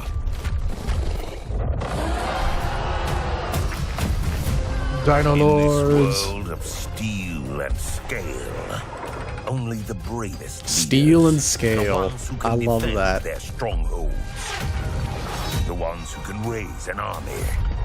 Why am I playing as the British? Because that's taking place during the English and the Vikings. With, you know, the historical accuracy of there being dinosaurs. As Dino Lords. Such an This is now awesome on concept. Steam. It's such an over-the-top concept. There we go. Look at that. Wow, that's really cool. I love the dinosaur with the shields. Yeah. That was baller. Yeah, it looks like a Viking ship turned upside down. Yeah. So I am joined on the couch by Mikael, Ulrich, and Katra. Welcome. Thank you. you. Thank you for having us. It's only history books for How this you guys exciting. doing? Yeah, right? Good. Dang excited. Yeah. Where are you guys from? Denmark. Denmark, yeah. Of course. So you've traveled across vast distances. There's 5.5 hours. Yeah. Is that long? No. Oh, shit. I thought it was closer. No. Yeah, we're here to talk about Dino Lords. Yeah, we are. Games. Do you want me to pitch you the game? Is that my What cue? is Dino Lords all about? Can you tell me? Yeah, yes, I can. So it's, as you all saw, it's a historically accurate game. It's a real-time strategy game mixed with an action role-playing game, an ARPG, set in medieval England. You play as the Lord, and you are invaded by Danes riding dinosaurs, just as you remember in history. Yeah, it's right. Yeah. I can relate to this. Yes, exactly. I got a friend who's a history teacher. I'll have to run this by him. Cool. Yeah, and you're calling it a hack and strat. Yes. Yeah. Yeah. We're trying. I mean, it's always difficult when you're trying to do something new. Like you gotta have a word, gotta have something to hang that code on. Yeah, because people keep calling it like Age of Empires, but with dinosaurs. But we're trying to make so much more than just Age of Empires with dinosaurs. And we've been trying a lot of like new genre words, and none of it sticks. And then we finally, I think our colleague nailed it. Hack and strat is what we're calling it. Yeah. We're gonna smash like hack and slash and the strategy game together, and hopefully we're gonna make a really fun baby with dinosaurs and Vikings. Very cool. I can relate to that because it's always hard to like pitch your game and make it. Oh, so it's just this? No, that's not. But maybe I can explain a bit further. So the hack part of the hack and strat refers a lot to how you control the game. So like with a typical hack and strat game, use WASD struggles to stand out in a move genre. around and Yeah. you can, play as the Lord. They're doing a character, good job, though, it participate in looks the like, battles though. yourself, Very, sword, very super unique. bow, dodge out of the way in between the T-Rex's legs and like dodge arrows as you see them coming and stuff like that. That's all the hack and slash part. But then for the real-time strategy part that we want to like, oh, you're already like extremely occupied fighting yourself. How are you also going to control other units and stuff? And the way that we are trying to solve it is what we call the warband system. In the sense that you just, instead of like box selecting and telling units specifically where to go and stuff like that, you just hold down a button, paint over your units, they come to you, they join you, they're part of your warband. You just paint over, you hold down a button. We have some mouse over footage, the right? attacks. Yeah, so let's check. We have some B-roll. Yeah, with some B-roll. Yeah, exactly. There we go. This is what you're talking about. Yeah, as I said, WASD, move around, do your thing. I play do like normally. that You aspect, get how to it's fight not yourself, just... slash down the Viking. Cool. There is actually some more than just... You guys get it, right? That's Click and This part drag. of the game, I think, is very self-explanatory. But so for the strategy part, there you go. You Oh, just, that's instead of, really like, doing the box cool. thing, you just swipe over your units, they come for you, you hold down a move button, please attack them, and they go and do your things. If you look down in the bottom right, you see abilities. Some of the abilities are actually orders for your units, so you can tell your swordsman to like do a charge in, and that instead of like in place of normal abilities that you do in like a hack and slash game. Very cool. So that's like the abilities for your lord that he can use. You can do a jump attack, but you can also tell all your archers with an ability on cooldown. Oh, shoot here and it'll rain an arrow volley at that position. So you get to fight like crazy and do It's unit like Pikmin, tactics. kind of.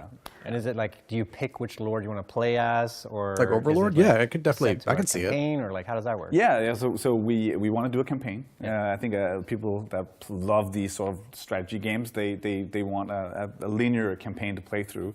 But we're also doing lots of like replayable content with randomized events. So that's something we work on. We don't really have classes in the game. What we have is like this sort of gradual unlocking of different items that you produce in your town. I think we have some footage of the city building aspect of it. I'm really curious about that. Yeah.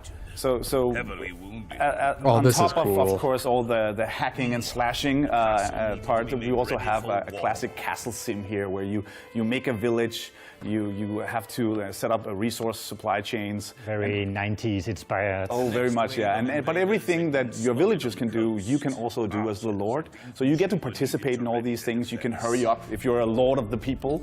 You can hurry things up. And all the resources are simulated in the world. So a piece of wood that you chop down will take its way to the stockpile, go to the Fletcher to be turned into count them in the be turned into a bow, and that bow will go into the hands of an archer. So you get this, like we usually call it like a little anthill simulation. Like a life cycle of like where everything goes. Yeah. Circle of life. Yeah. And don't forget, you're running in the Very middle of all of involved. it. You can do all the jobs that the workers can do too, right? You help chop down the trees, build the buildings, maybe even make the bow yourself. Yeah. So sometimes in an RTS game, you're Very like, involved. I like want that a this lot. Over here, come on, units, do your thing, and you can. In this game, you can be like, screw it, I'll do it myself, and you go to Check it out, I'll do it myself. Here, take it, start working. Yeah. Because I think It's like a this sim? aspect Yeah, it's kind of definitely like a doesn't sim, but look like a this, little bit more involved. No, I like there it. we go. There we go. Yeah. Thank you. It's not Age of Empires. It's not Age of Great Empires. game. Not Age of Empires. But I feel like we've kind of like dancing around the porch or whatever the term. Like, what, Oh yeah, for sure. What about the dinosaurs? Goddamn dinosaurs. Yeah. So yeah, obviously, you're going to be able to ride the dinosaurs. Like you will become the Dino Lord.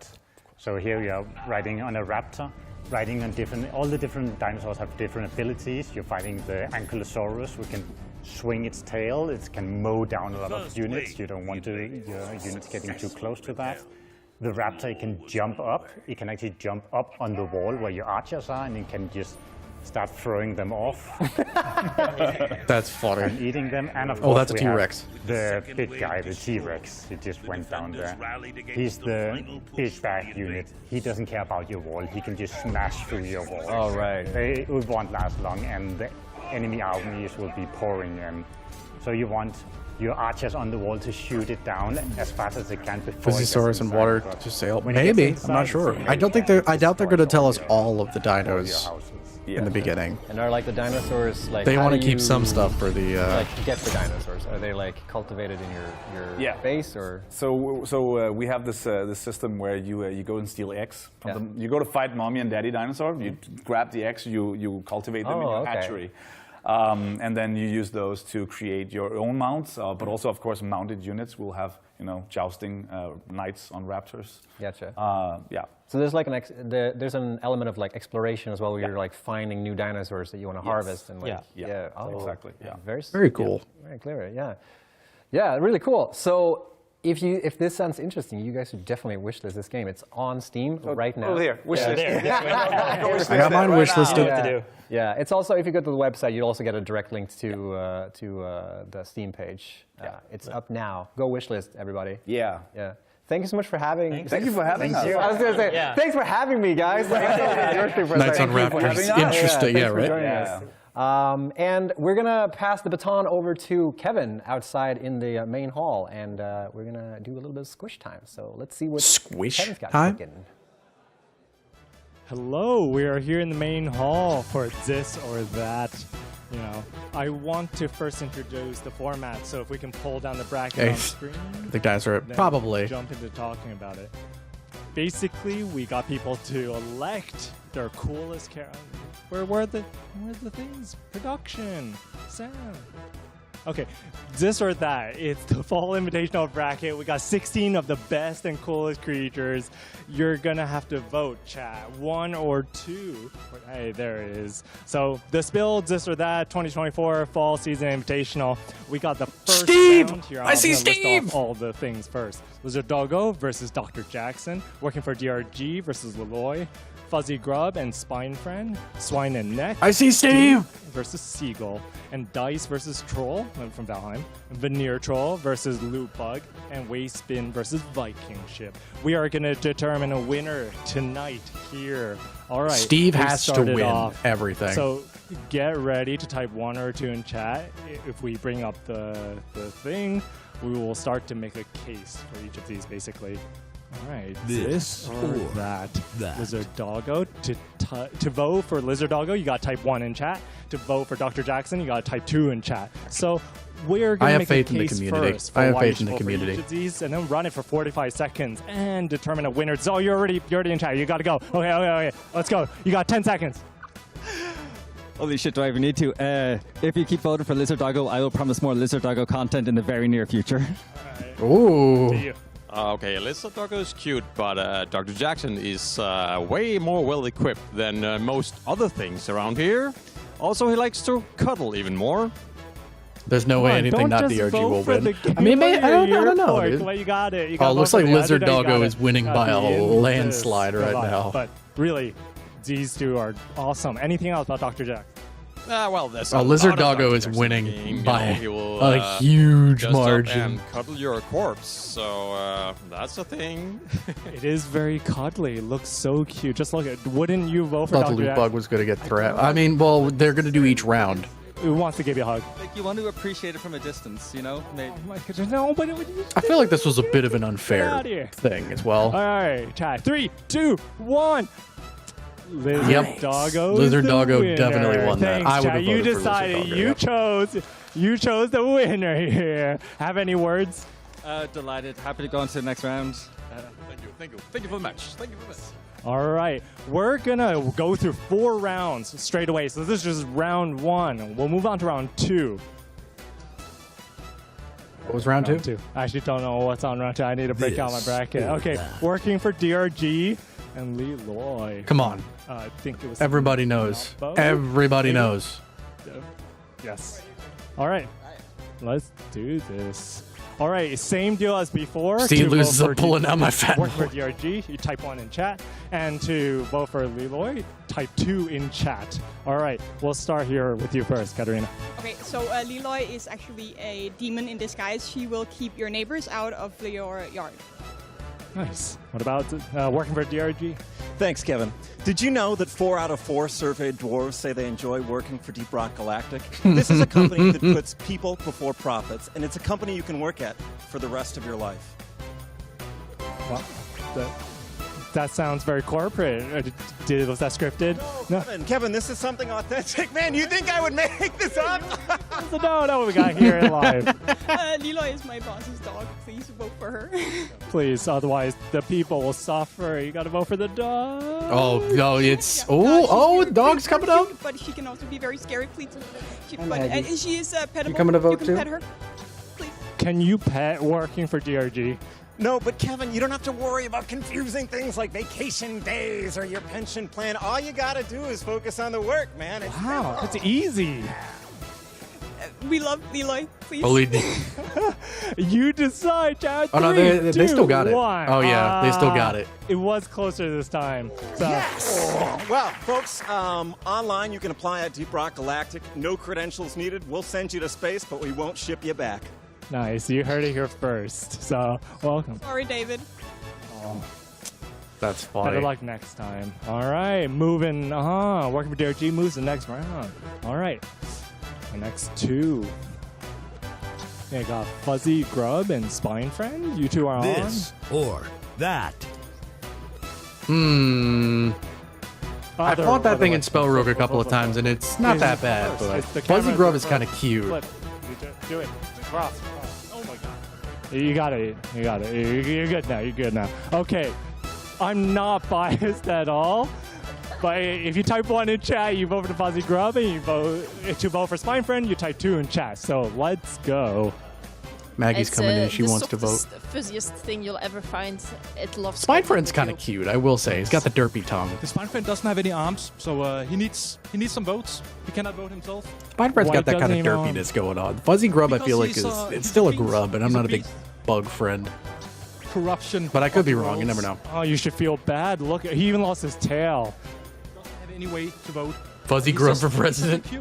I don't know, man. This one might be kind of close. More about the grub. What does it turn into? Because it's a grub, right? So oh, Fuzzy Grub is winning. Oh, wait, no, hold on. Spine Friend's coming up. Will turn into, Ooh.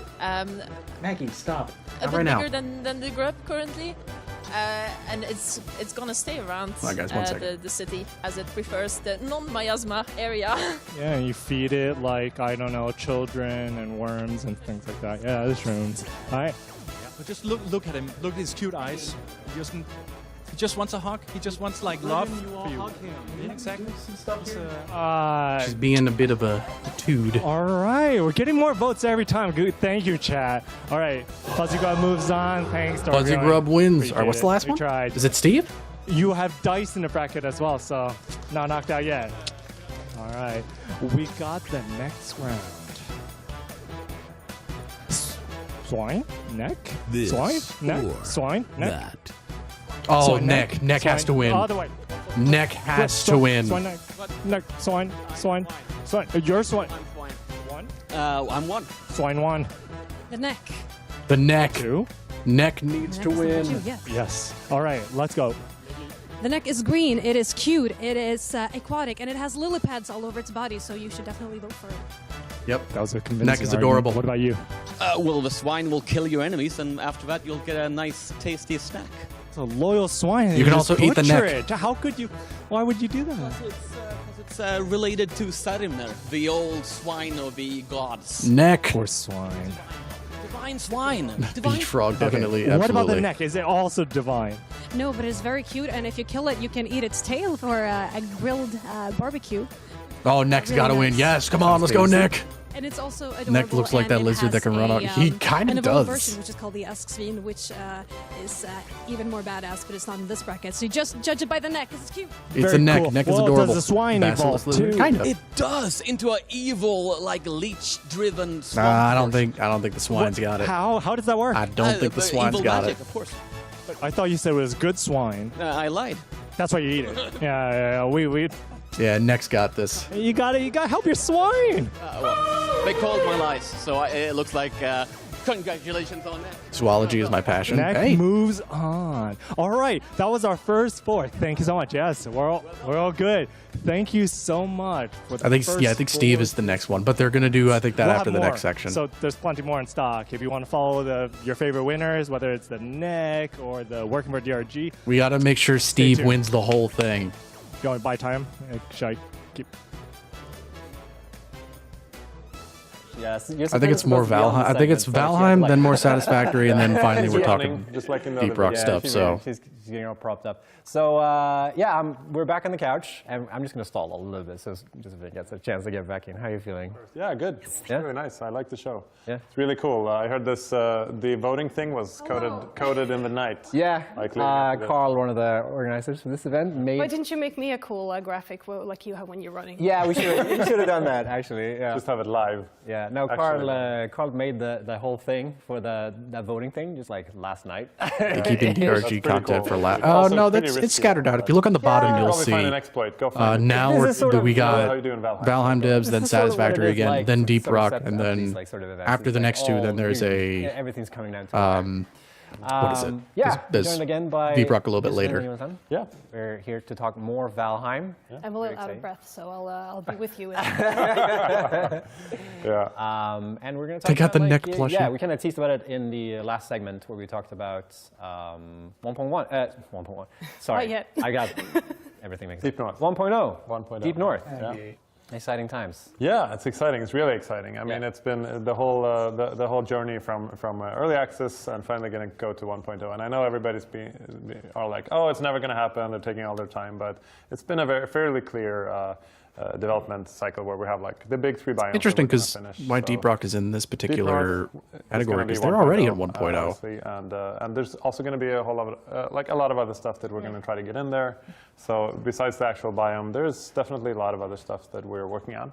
That's going to try to get that in there too. Yes. And you sort of learned from your previous biomes like how to make this one, or you look like I don't know if you did. I mean, it's always that kind of the design philosophy that we kind of have. What will Black Forest do that we've been going for? So it's now it's doing that again, but make it Deep Northy. Yeah, Deep yeah. North. I mean, it's definitely going to be a bit different. Can't see the category.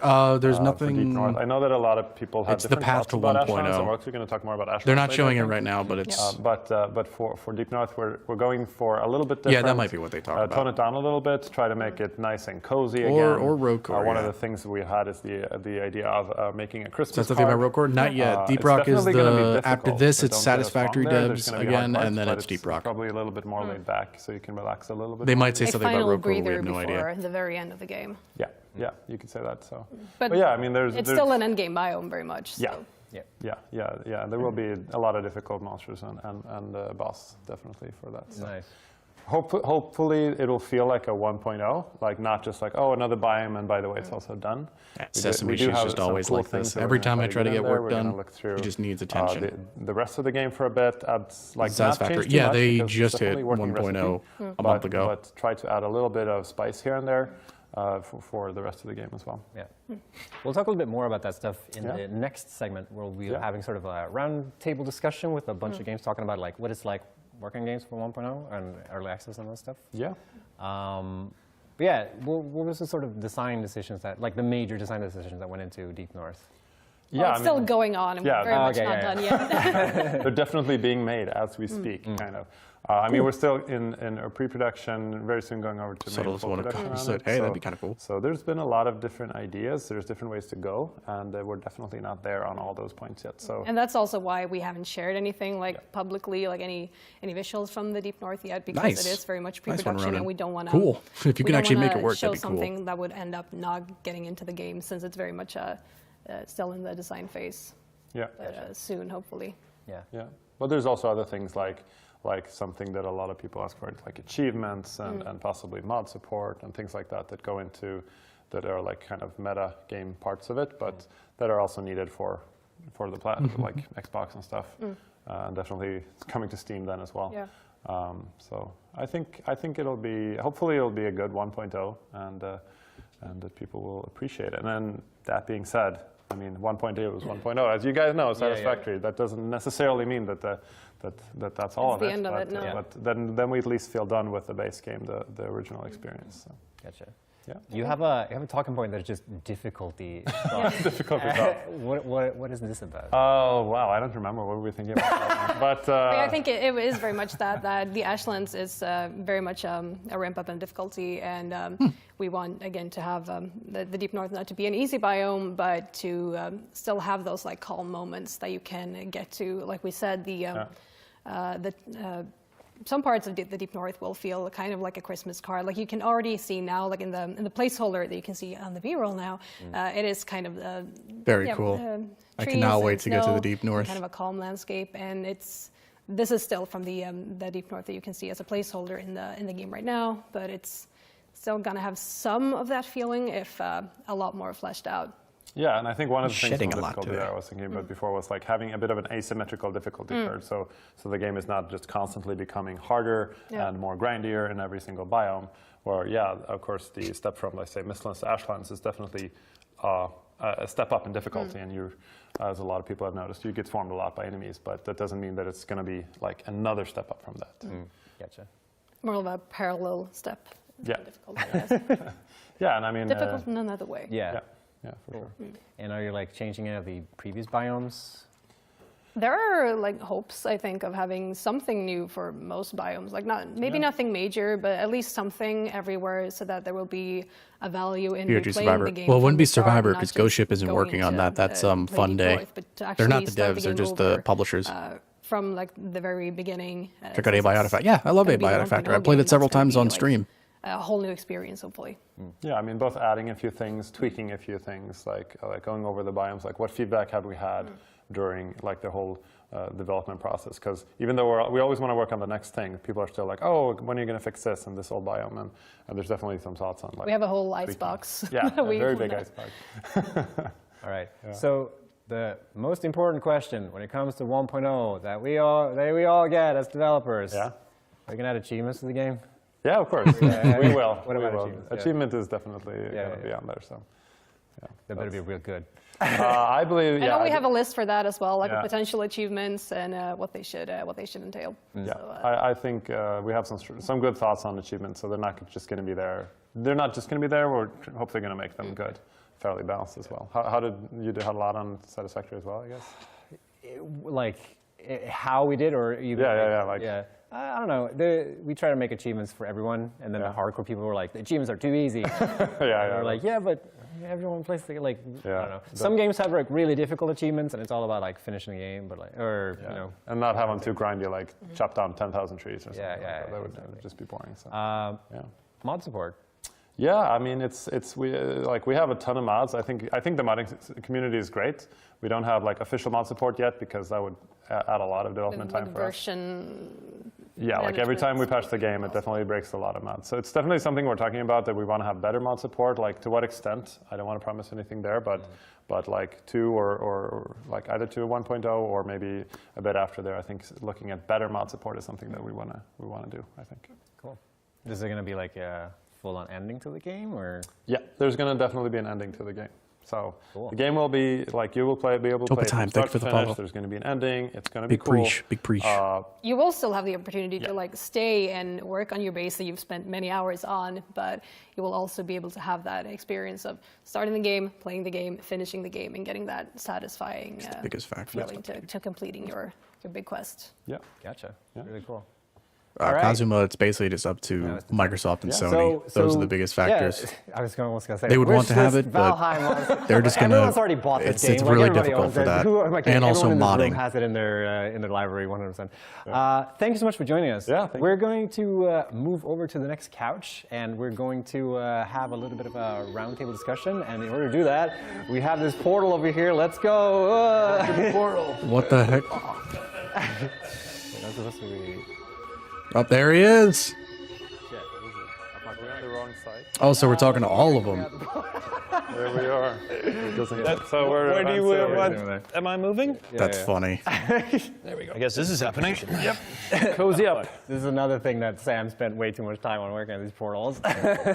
Anyways, yeah, cool. So I'm joined by a lot of people.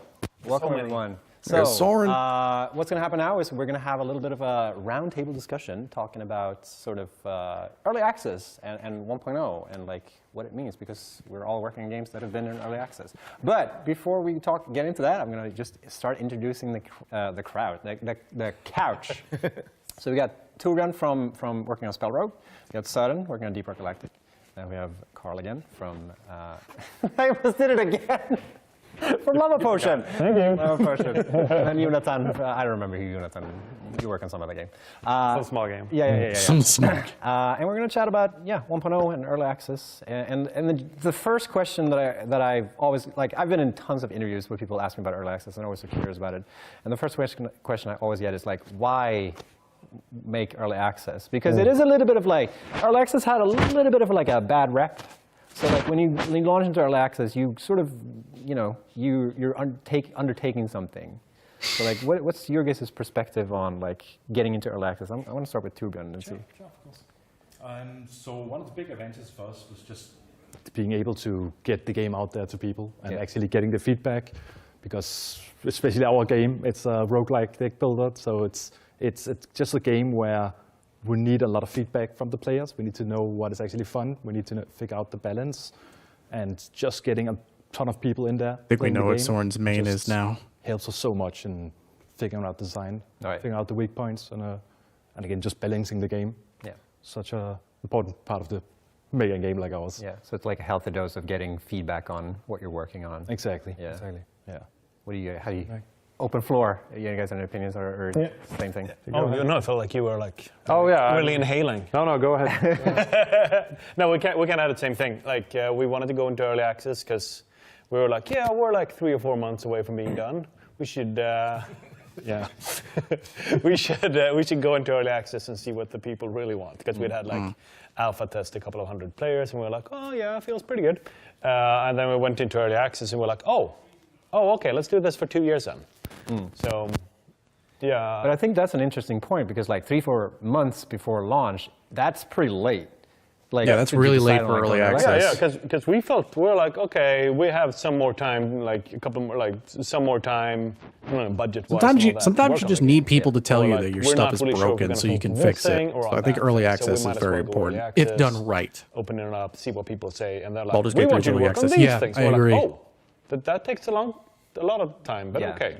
So yeah, there's an element of like, because it's the same thing with Satisfactory. Like we didn't decide to go early access until very late, and there's an element of like, this game could be so much bigger, but we don't have the budget to make that game. We have the budget to make this game, and we sort of came to a crossroads where it's like, let's try this and see how it works. Because I think a lot of people like. It's a little bit of the stigma when it comes to early access, right? Because a lot of people... For us, it was like part of our strategy from the beginning. We really wanted to do the open development route, and then early access was just like fitted so well, right? Yeah. So, but 6 years ago now that we launched into early access, and at that point there was not a good rep for early access. No. Most of them have never released into 1.0, and people were like, it's just a scam.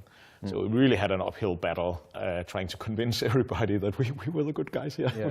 we'll do good. How did you guys approach that then? Like when you decided we want to go early access and it has a bad rep, like how did you like combat that? So we actually went early access in the sense that already, 6 months after we started, we released a closed beta. That wasn't actually that closed in the sense that everybody could just stream it on YouTube and whatever. And then we kept updating that, right? So when we started early access, that was update number 7. I think that was our first release, was called update 7. So we anybody play the original Deep Rock launch? Just giving it was rough. More people access to the game, and of course we allowed them to pay for the game as well, which helped us financially to get off. Yeah, because I was like, if somebody asked you like,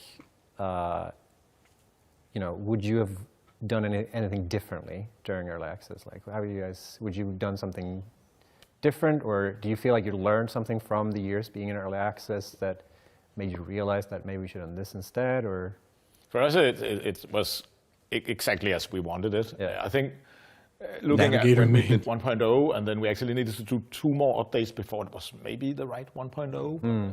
So we had a little bit trouble finding out when our 1.0 should be. Dave joined in season 4. Hey, listen. That's 4 years ago, right? And we kept updating, and so. But it was really good, the early access time. And to the very beginning of Plaguefall. We learned a lot from it, like on how to develop a game alongside a community. That's really what the early access route tells you. Yeah. And we see so many games that are, especially multiplayer games, that are launching directly into 1.0 from high-profile companies, and they have crazy launch, and then they fall flat because they they kind happens of a lot. can't figure out how to follow up on that. Right. Yeah. Well, early Happens access a does lot. give you that room to sort of like build your community and make the game that you want to make and have a continuous like cycle. I agree, Topa. And you I sort agree. of need to have that continuous cycle to be able to finish the game. So at the point where you're at 1.0, you already know, how you got there. Yeah. That's really interesting. But one interesting talking point you had there was how you know, because you said you needed 2 updates when you were like, to be able to know that, oh, this is 1.0. Because I think it's interesting from your guys' perspective, like you're now at that point where, because we struggled a lot with this with Satisfactory, where what is 1.0? Like what do we need to have in the game to be able to like define it as 1.0? Like you guys are in that position right now. Like what did you guys recently? I mean, I think the game would be very different if there wasn't like quite a bit of success with the release. So like I think the game would probably be done by now already. Yeah. So I mean, we've been like increasing the standards that we work by, our own expectations, and from fans as well. So it definitely changes how you like our own expectations of what 1.0 has to be. So in the end, I think it'll be a better game now, but it also takes more time. Yeah. And I think another thing I want to add to that, like what would you have done differently, is definitely not make a cross-platform multiplayer while in early access. That just, I mean, even though we're not actually like doing the other platform work, it definitely adds a lot of just the fact that we can't patch immediately to Steam whenever we want. As long as it's something that changes the netcode, then we have to make sure it syncs with all the platforms, or we're going to be breaking the crossplay during that time. So that's just like one small thing that.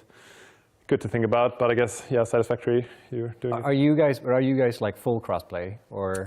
Yeah. That is. We're right now trying to figure out if we want to do that or not, and we're a bit hesitant because it's a hard it has thing been to nice to just be on PC because it's like faster deployment time. I think I'll just leave this interview right now. Soren knows. He knows. The whole community is looking at him right now. Like if there are any indie developers watching this right now and they're like considering, maybe they're working on a game, maybe they're about to pitch a game, like what advice would you give people if they're considering doing early access? I would say it's really important that the game suits early access. Like obviously we have some really good examples here that work well, like open games that have like potentially hundreds or even thousands of hours. People are going to play them for a longer period of time. There is balance to come back to, things like that, or multiplayer. If your game is more of like a one experience game, I see a lot of early access games coming out like, I want to play that game, but I don't want to touch until they're done with it. Mm-hmm. And I think the fact that like having the game both of the game suits early access, but also that you bring it up to a level where what you're giving them, even if it's early access, it's not a beta. You want it to look good. You're still going to get reviews. The future Give them of your something game is that they want to play on. even in early Once access. your early access launch a failure, you're probably not going to work on it for 10 more years then. So I completely agree. Mm-hmm. That's the main factor. Having the right type of systemic and open game, and a game where you can spend a lot of hours. I think also for us that we can, like, we have a lot of players that already have played the game for hundreds of hours, and making an update to the game just gives those players some new challenges. We can constantly like add new content and new modes and new ways to play the game. So it doesn't grow stale. It is a game that, if it's a story-based game, you probably have seen the whole thing, but it is a roguelike game where it is going to be random every time you play it. So just adding more content just keeps the game fresh, even for returning players. I think that's really interesting when you have like story-rich games like Subnautica. When they implemented their story while developing, and we were always very skeptical of doing that because we always felt that like you're just gonna replay the same campaign over and over again, and I don't think that's gonna be fun for a lot of people who are like following us through early access. But because like I think that's one common denominator here is like most of our games don't really have like a full-on like because you guys have you have a campaign. That was and that's the thing that happened. Microphone troubles. You might want to adjust your mic a little bit. Where is it? There we go. Hello. Good, we're good. So we have 4 factions in the game, and they all are like one of the songs of Songs and Conquest. And then like once you play the 4th one, you kind of like love Soren shirt. I do too. Sort of the full story of the whole thing.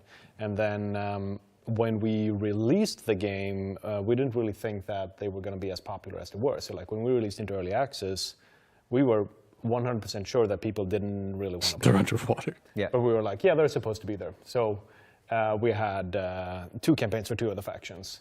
And then as soon as we started, we were like, oh, no, this is what they play.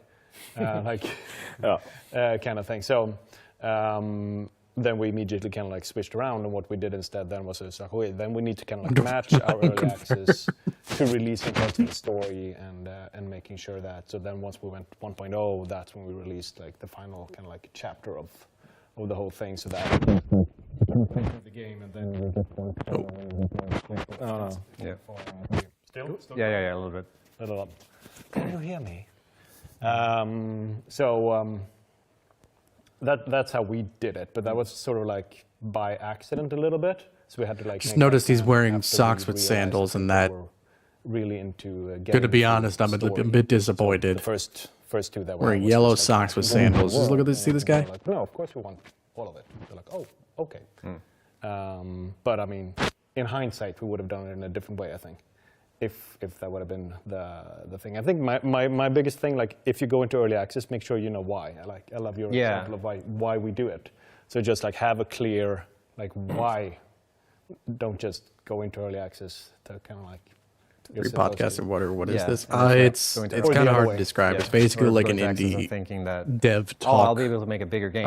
Just going to not showcase, but they're because I think you basically make a just really good talking point. You about need a to lot have of a the good stuff early access launch, because if you like release a game that's not about their good, games that are coming out. You got the those Valheim devs, the Satisfactory devs, the Deep Rock devs, you can't Spellroad release devs. like Talking about a lot of stuff about what they're doing, how things are going. Some early access games aren't finished, like when they go into early access. And sure, you don't need to fully finish a game for it to be early access, but it still needs to be in a playable state, and it should feel like you need to find that like balance between. No, I can't unsee it. I'm value sorry. Playing it, I didn't but notice also it either valuing until just now. For us to like keep working on it, and it's not finished, you know.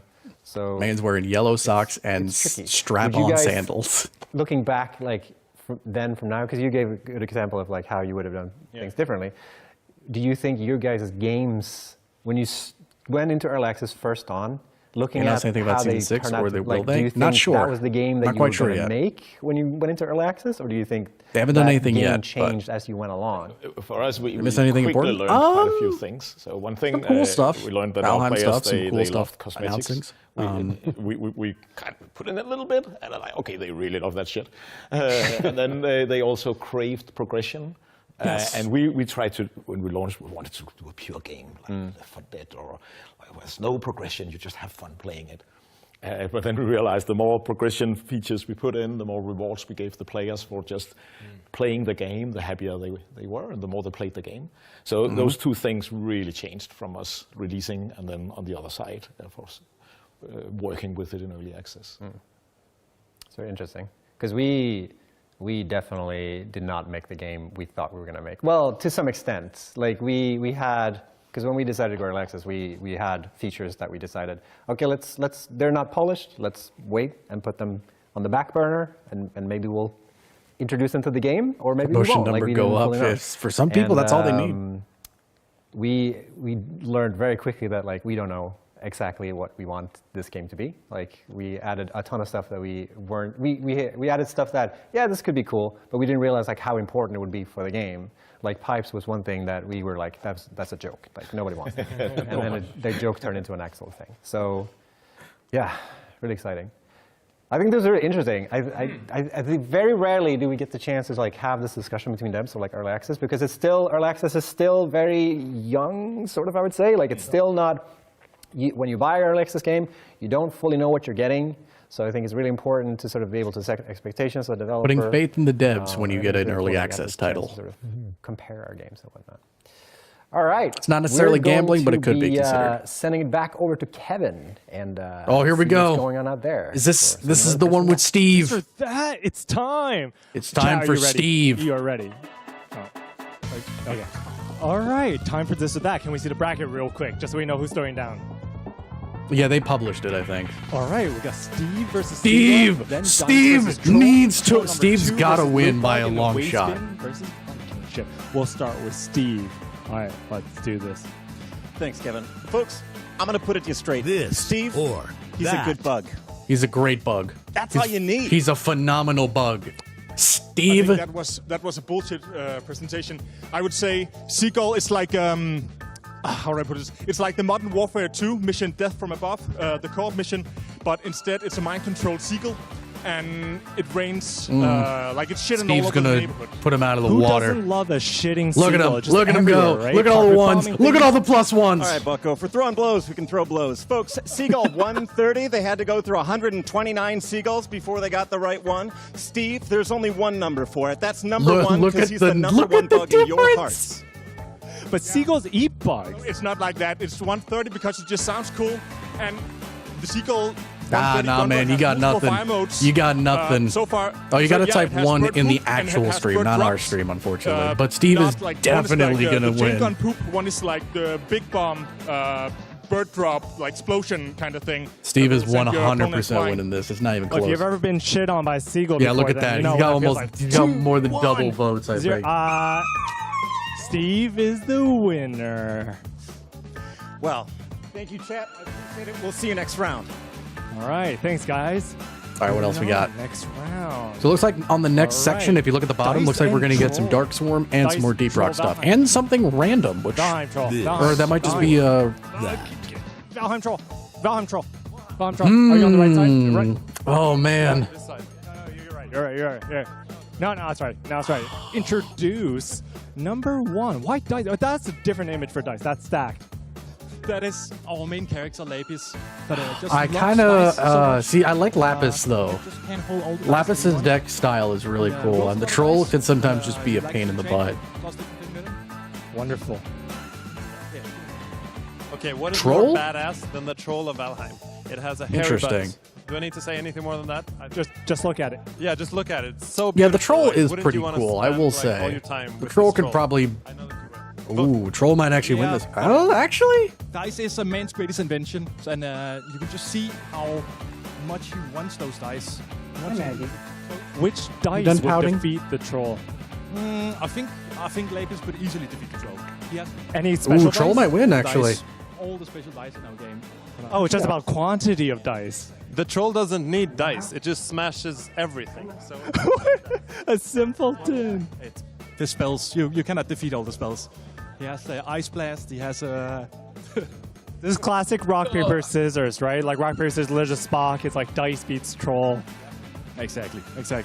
All You right. watching Tomb Raider? 3, 2, 1.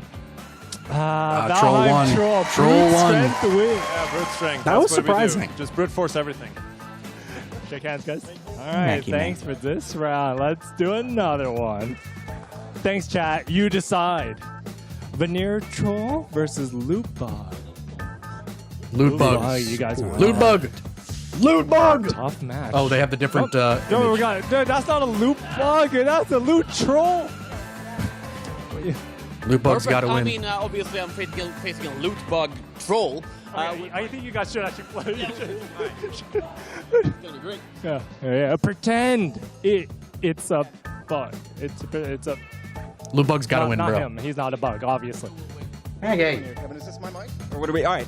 Chat, here's the deal. They got the graphics wrong, but you don't need the graphics. You know what the loot bug is, and the loot bug knows who you are. Because it's your best friend. that. It thinks about you when you're gone. It loves you. You gotta love it back. Vote 2, baby. That's still the troll. I mean, what a lovely pitch, a bigger version of me. What you should aspire is, I mean, pure classical, ethical. Nah, Loot Bug's gotta win. perfection From the most Nordic creature Honestly, there I'll ever still was. vote for the Loot Troll, the Jon if I'll be Bauer honest troll. with you. It's big, it's strong, it's dice when the sun comes out. It's perfect. How would you describe the Loot Bug since we can't see it? It's beautiful. It loves literature. It's got this time. It's this kind, tender soul. It's full of riches. It's got such a deep spirit, Kevin, and it wants to win. It wants to win so badly, Kevin. Vote 2. A whimsical victory bug. Okay, well, the whole thing is bug. We don't have the timer. What's going on, Sam? Sam, we need a winner. Do we just flip a coin? No, I mean, looking at chat, Oh, here we 2 go. is a lot more than 1. Timer's going so now. I'm willing to give it to Loot Bug. Look at all the ones for the Loot Bug. What? They're just rolling with it, bro. I mean, I'm entertainment now. Okay, you just got me with 2 trolls. No, it's these 2 trolls. That's funny. Oh, Loot Bug is dominating. standing among titans here. Finally, elite Just loot bugs. let chat decide. This is my life now. I don't think What's the there's. troll doing there? What's the troll? Is it so badass it didn't even want to leave the screen? It's winning again. Yeah, it's just one. It just wants to win more. It's about to win twice. Yeah, you claim it. Yeah. Thank you for all the votes on the troll again. Yeah. See you later. So mark down troll again in the bracket. It's taking over the. Oh, there it is. What? Hey, Now it did. substitution. That's cheating. That's cheating. You're DQ'd. We're Loot bug DQing won. this. Loot bug one. All right. We got one more. Hopefully working this time. We got the waste spin and the Viking ship. We put two objects together. Waste spin? The waste bin. Hello. Why? Wait. Viking ship. Viking. Is it the Valheim Viking ship, or is it a? Yeah. Exactly. All right. Graphics. Loot troll is now canon. Yeah, everybody needs to might as go well start. spam Go Ship and tell them they need to now yeah, add a you loot should- troll. Waste bin? Yeah, Wastebin, you should totally vote for Wastebin. It's doesn't Bug really Dreadnought? do anything. Or It's that. not even in the game yet. But well, it's just a Wastebin, you know. It's nothing special. I think, like, yo, actually, I want Wastebin to win. Just because. Because. But what is more badass than a Viking ship? I want You can Wastebin to sail win. around I the want to world, see some more stuff for and Dark you can Swarm. sing the song. I'm on a ship. I'm on a boat. That's right. Yeah, you're on a boat. But, does it come with the Vikings? Of course. Oh, The wait a minute. 10 Vikings Oh, wait a that'll minute. row for Wastebin you, might and stuff. actually We don't win. have rowing in the game, but that's fine. Wastebin might the whole world actually with it. What are you win. gonna do with a Hold on. waste bin? For the What meme. could you put in a waste bin? For the Anything, meme. right? You could put trash in the Wastebin, you know. Oh, wait a minute. You No, think you hold do on. better than trash. You can put everything. You can put a Viking Ooh, ship hold in a on. waste bin. Come on, Possibly Wastebin. yes. Possibly yes. Yo, I kind of want Wastebin to win. Trash it. Make it happen. Put the Viking ship in the waste bin. Yo, come Vikings in on. the Wastebin. Go! No man. I'm on a boat. Loot troll, next evolution in the Loot Bug family. Oh, I don't think it's going to win. You're trash talking. All right, 5, Yes. 4, 3, Oh. 2. It's so close. It's so close. Just barely. Wow. No, Viking That should ship. not have been Viking nearly ship. that close, but Viking that was ship good. forever, yo. Close one. Nice chat. Thanks, guys. All right. We got our next segment. We got to go straight away. Special doodle time. I got to go run. We got to go upstairs, but I got to get my thing. All right. Special segment. We're doing live. Because, Okay, so this is the doodle contest. We got the best artist in the universe. And we're here with Post-it notes because that is the best medium for the best art. Okay, well, I'm pretty sure we're supposed to have 5 people here. All right, while they do this section, guys, I'm going to go get a drink. So I'll be right back. Go, get up here. Can we camera? All right, let me explain the rules a bit. So there are 5 different classic games. Stream, you're going to find out in a moment. And these artists are going to try to do their finest rendition of a character from the classic game. You only have 2 minutes, though. You have to remind me on that one. 2 minutes to draw the character, but you cannot reveal your prompt. And then at the end, you'll try to guess what the other artist drew. But you can't reveal what you did. I'm going to give it to you in a moment.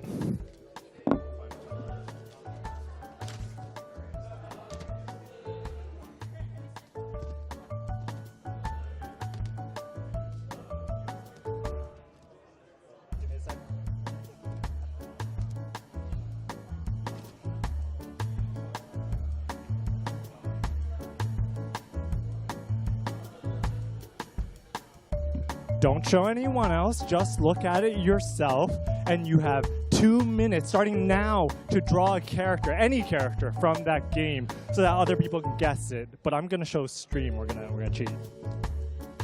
Okay, stream, are you ready? We're gonna show you. Let me know if you can see this. Can you see the stream? Great. All right, I have returned. What exactly are they doodling? Steve, well, yeah, dude, Steve won his bracket by a lot. Metroid? Do they have to doodle the prompt? Final Fantasy, okay. Half-Life, interesting. We got our 5, so I don't know how much time is left on the clock, maybe a minute and a half. We're just gonna Do they just have to eyeball it. doodle something from that But category? Is that what they gotta do? You can see them drawing it. they're too good at this. I don't know. I have to cut them off early. Warcraft and Mega Man? That'd be kind of cool. As you can see, That's just an engineering goblin, isn't it? Sword. There's more people. 1 minute left. Awesome. Just steadily. It's a friendly competition. Hopefully everyone wins. Half-Life mentioned let's go. Half-Life 3 confirmed. Soon we'll see their handiwork. So did they just have to sketch stuff from the games that they showed on the You do it. paper? 2 minutes. Oh, okay. This is where they're gonna make me No, feel you can't write so words on there. That's cheating. That's self-conscious not because I went to school for Words are art not and I feel like art. I'm not gonna No, be no, nearly no, as no, good no, as gotta these. scribble Well, obviously it out. these guys Scribble- put it for longer. Your But still. penalty. Got to scribble it out. Scribble out. Oh, he Okay. done. 10, 9, 8, 7, 6, 5, 4, 3, 2, 1. You're locked. That's it. Alrighty. All right. Let's. Each Never and they played the draw it. Okay, half-core rogue I life. know the game. I never liked it. It's Here are the games. This is funny. So the 5 games, and you got 2 minutes. You can't. You have to do one at a time. So go over the drawings one at a time. Where do you want to start? Okay. But you cannot say what yours is. BA in Fine Arts, yep. They're gonna figure it out. That's definitely Mega Man. That's definitely Cloud. I was gonna pick indie games.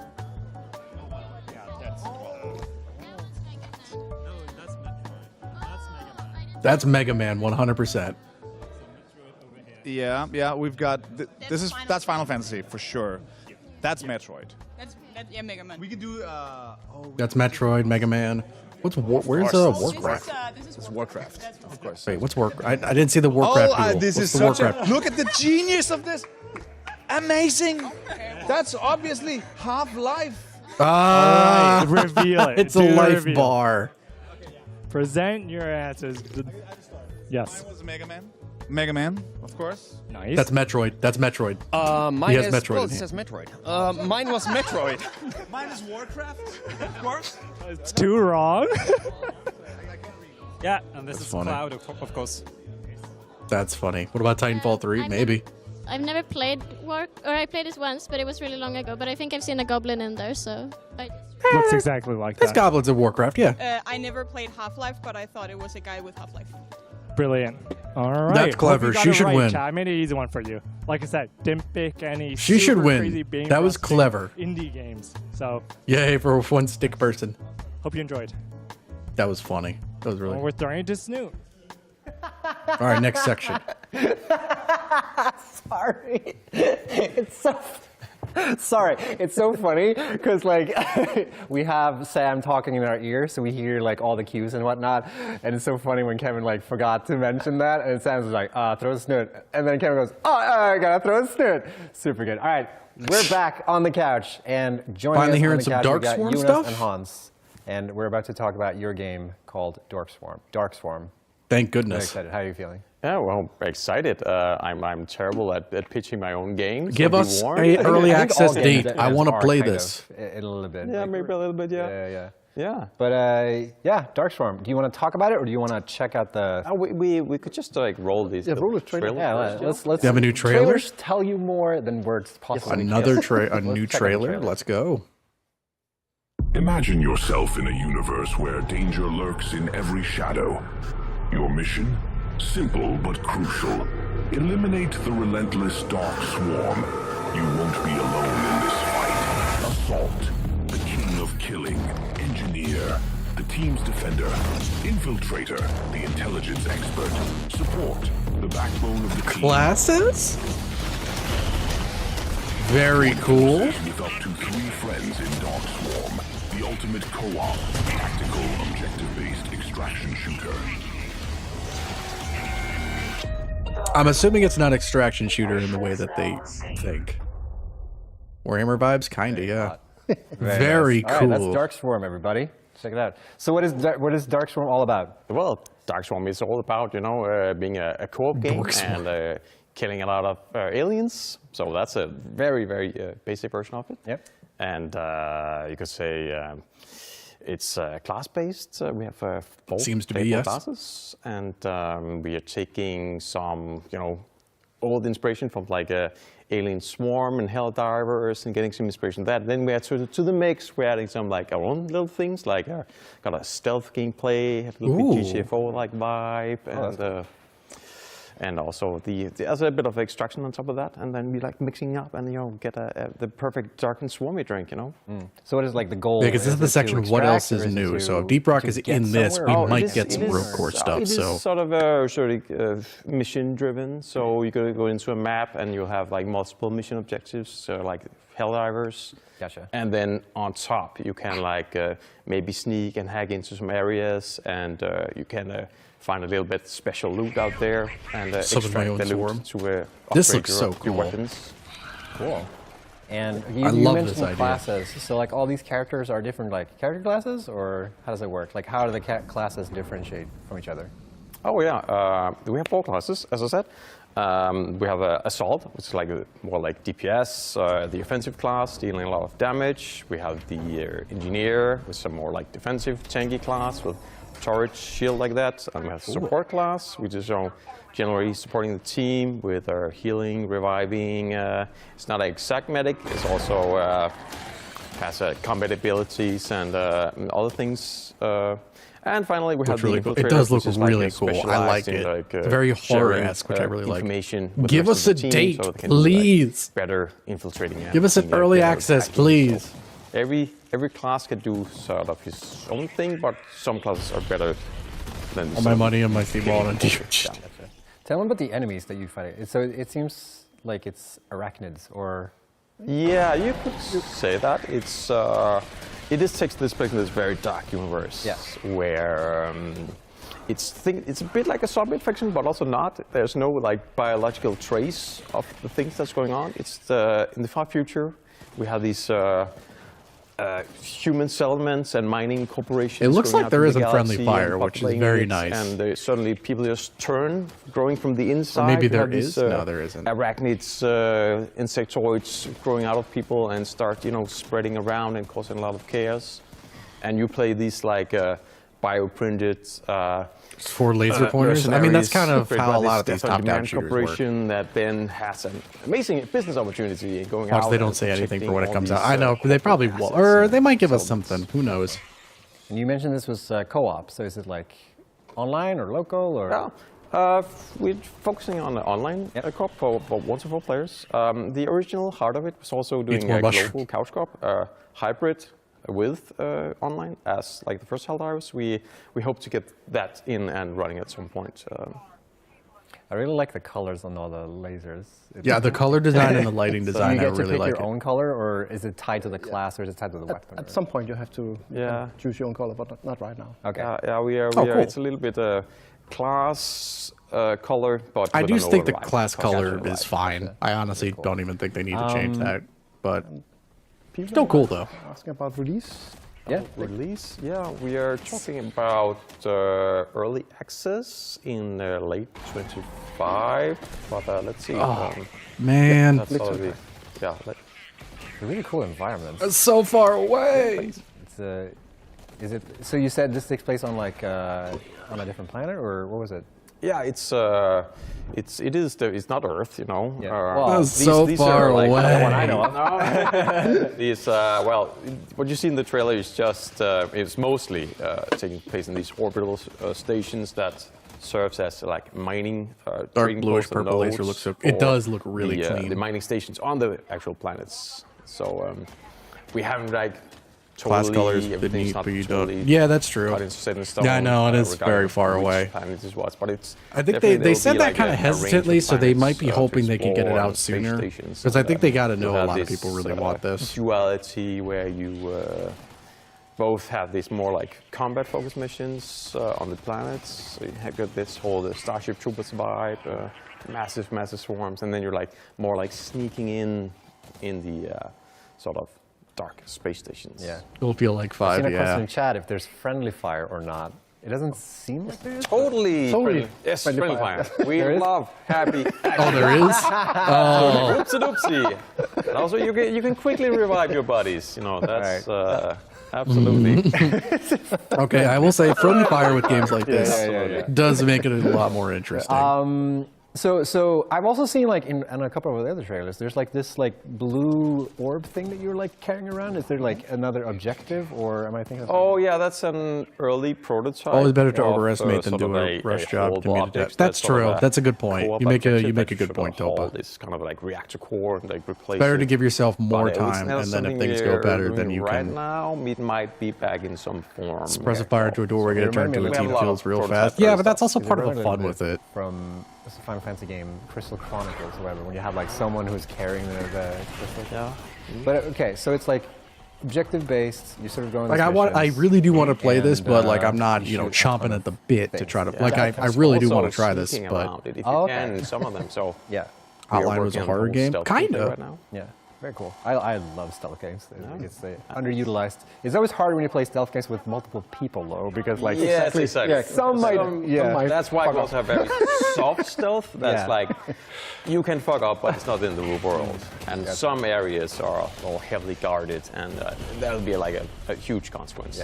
So that, but still, it's not the end of the world if you fail stealth. For a minute. Shield. So tell me a bit about Bitfire Games. Yeah, that's us. Yes, that's us. How many are you in the team? We are. No, maybe you should. Oh yeah, we are around 10 now. Yeah, we started like 2 people. Oh, it's only a 10-player or 10-person dev team, so that's another big factor.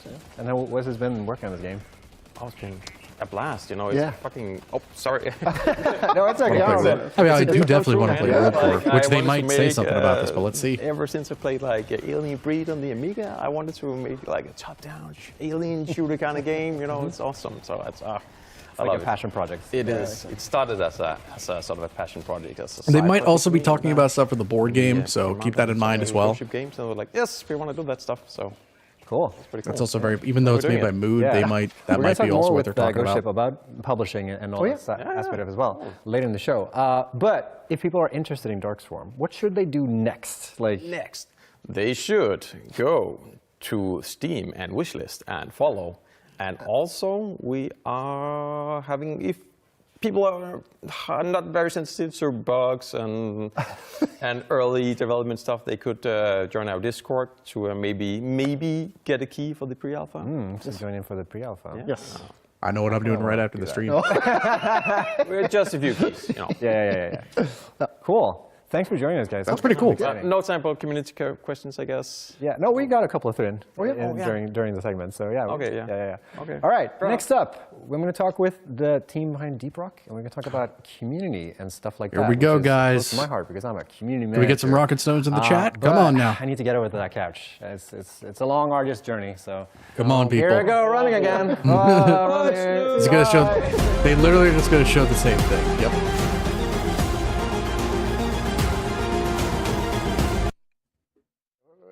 Oh, there they are. Oh, here it comes. Oh, I'm running in. Oh, whoa. I hate it. Wow, you're so fast. It's crazy, man. How do you do it? It's all about the legs. And you're doing it in jeans, too. Wow. I like that extra effort that he goes into it. Impressive. I know what to tell you, man. Anyways, I'm joined by Mark and Aaron. And I already mixed up your names before, so I'm not going to even try. I'm Mark. Yeah. I'm Aaron. I was almost going to do, okay, whatever. We're going to, you guys work on Deep Rock Galactic? Yeah, well, in the marketing department, but we're part of the team. We're not like coding. Yeah. Wait, can you give me, real quick, what's Deep Rock? Deep Rock is about a team of dwarven space miners who have the best job on Earth, which is they're up in a space rig and they get sent down into a system of caves. The caves are procedurally generated, and they run around on their little dwarven legs and they mine minerals, but then bugs come after them, and then they shoot the bugs using their weapons. And then all of them come home and no one ever gets hurt. Yep. Nice, perfect. No one ever gets hurt. He's correct. Yeah, it's awesome, man. A lot of people, labor agitators, are saying that it's actually a bad workplace, but we're working on the messaging around Deep Rock Galactic. It's a really, it's a fine company. Yeah, you have to try it if you haven't. Yeah. I'm saying it right now. Yep. It's on Steam. But yeah, we're like I said, we're sort of we're doing the community stuff. Yeah. And we're here to talk about sort of what you guys are doing on the community end and pass notes, I guess. Yeah, exactly. See what works and what doesn't.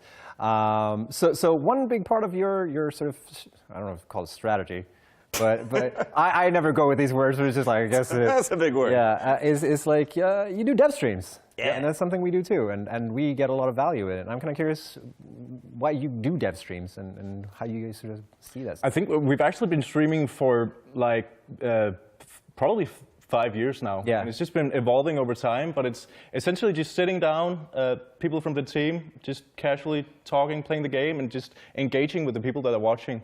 It's a great opportunity to, meet the people that actually play the game in a more casual setting. And for us, it's been a great medium to just prove that we're actually human. Yeah. Most of us. I've always thought that that's really important, like part of humanizing sort of, between both developers and players and sort of trying to meet. And I always find that, streams are such a good tool to like do that, because when you're making a YouTube video, it's kind of one-sided. When you're making a blog post, it's one-sided, but streams are actually like, you have an opportunity to sort of interact with people. Indeed. And like here, like seeing people rock and stone all the way. Oh, yeah. Which I always love when we stream on our channel. People always do rock and stone in our channel. I think it's so funny. I'm seeing some regulars in the chat feed too. What's up, gang? What's up, guys? If you don't rock and stone, you ain't coming home. Exactly. So yeah, it's really It's cool. awesome. But another big part of it is also that, and I think a lot of game devs recognizes this. Like a popular sentiment in some games is, the devs don't play their own game. Right. And our weekly streams is like a great opportunity for us to like prove that we're actually like playing our own game. And that we've never failed a mission. We've never failed a mission. Yeah, they never have failed a true. mission once. It's highest difficulty. Yep. All the time. Highest all the difficulty? time. Damn. No, we're No. But we try our best. I can't believe you guys came on and lied to me. Anyways, so like, okay, so the goal really with the streams is to sort of, humanize everything. So that's sort of how it fits into your general like ecosystem. Yeah, and like, I don't know, I mean, there's more platforms for like more professional messaging, like as Ghost Ship Games or as the Steam blog or something. But I think Twitch is just, it feels like hanging out playing computer games, and that's the point. I guess that's one way you could see it, but I don't know. I think there's a lot of value in it that you may not need. How long are your streams? Like, how often do you stream? We do 2 hours. 2 hours? Yeah. Every week? Yeah. So it's the same for us. Yeah. And I think we find that like middle ground where it's like 2 hours. That's the limit. Yeah, because it's also exhausting. It is. A lot of people don't Be right back in realize, 1 but second, guys. streaming and trying to entertain and keeping the conversation going for 2 hours can't be exhausting. Yeah. But it's fun, and it's I really enjoy it. Because we're not playing games while we do it, and we have enough on the plate to just like keep the conversation going. Yeah. You guys are also playing games, which is like, I don't think people appreciate how much effort that goes into that stuff. Let's players have, it's not. It's easy, but it's not like there's a balance of it, right? Yeah, Being entertainment. Yeah, like I don't want to be like, whoa, having a job where I have to play computer games is the hardest job on earth. It's super fun, but there is like a brain challenge that I hadn't tried before of like 2 monitors, and you have 2 different chat feeds, and you want to not suck at the game, but you also want to be an engaging person. Do you have like a program for each stream? We have like a schedule. So it's like we do like state of dev, and then we do like community highlights, check out what people are doing, because because we get every week we get like blown away at what people are making. And then we have like a Q&A, and the Q&A is like the thing people mostly tune in for, because it's one of those moments where people can ask us questions. We can actually be upfront about what we're doing, and it's also good like. We found that we do like videos on Fridays, and we do streams on Tuesdays the week after. And it's like a good, like, because people watch the videos and then they'll have questions, like where we thought we were clear. And then they'll come to the stream and then can ask questions, and then we can clear up and like clarify and all that stuff. So it's really useful for that stuff. Yeah, I feel like that's one of the biggest, like the nicest parts of it is just being able as a player, like you just get a person answering your questions. I mean, like when I said earlier, like it just feels like hanging out playing computer games. I don't want to undersell it. I think it is like an important part of that is that the hanging out aspect, that it feels very accessible. You want to make people feel like, I can, I have just as much right and ability as anyone else to tune in and say, hey, what's going on with this? And even if it's a question we've gotten 1,000 times before, it's still nice that, it might be on Reddit or on a website or a wiki somewhere, but it's also just nice that you as an average player can just type this and somebody from the studio is like, oh, yep, see you there. that's what's going on with this. Have you guys streamed before? Like, was this a thing you guys do in your private life? Or? I've been streaming a lot in my spare time, actually. I was part of a small Danish community of GTA role players, which some people might recognize, which was really fun. And I don't. You have what was your character, Mark? I would not have guessed that. I was actually playing a grumpy taxi driver. But that's a whole other story. I can go down a tangent if you want.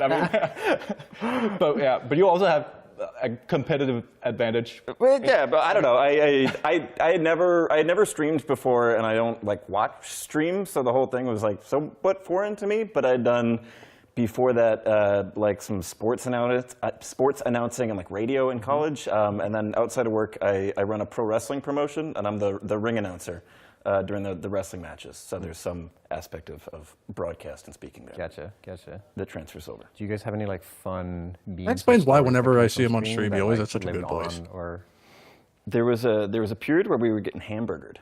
Oh yeah, hamburger. So the first time I ever joined the stream was new, and for lunch that day we had hamburgers, and I had 3 of them, not because I wanted to, but because I could. And then I went on the stream, and my stomach hurt because of the 3 hamburgers, and I was complaining about it. And I think for the chat, it was just all right, there's a new American stereotype, immediately complaining, oh, I had too many hamburgers today. And then it became a thing. And so a few weeks later, we were streaming, and somebody was like, hey, there's a delivery, a food guy here. And somebody had sent us an order of hamburgers and milkshakes for us to do, which is way better than being swatted. Way better than being that swatted. Kept up for a period. Consecutively, even. Yeah. A couple of weeks, we got hamburgers. Yeah, we got burgers. Sometimes it would be one. Sometimes that's so funny because I always have a burger after stream. It's like a tradition from my side as well. Really? Wow. Yeah. So you're not sending them, right? This is wild. Yeah. This is a thing. Yeah. Yeah, we had it for a while. It would be a gamble too, because sometimes you'd be like, oh, if I eat too much lunch and I get a hamburger, then I'm going to be uncomfortable eating. Right. I also planned it for the burger. Yeah, that's smart with the consistency. Yeah. Well, thank you so much for joining me, guys. Thank you for having us. Thanks, dude. I'm going to next game. I'm going to have to get running because I need to go all the way to the other. So we didn't get anything for Rogue 4, Here it goes. unfortunately, but they still have some more stuff showing up.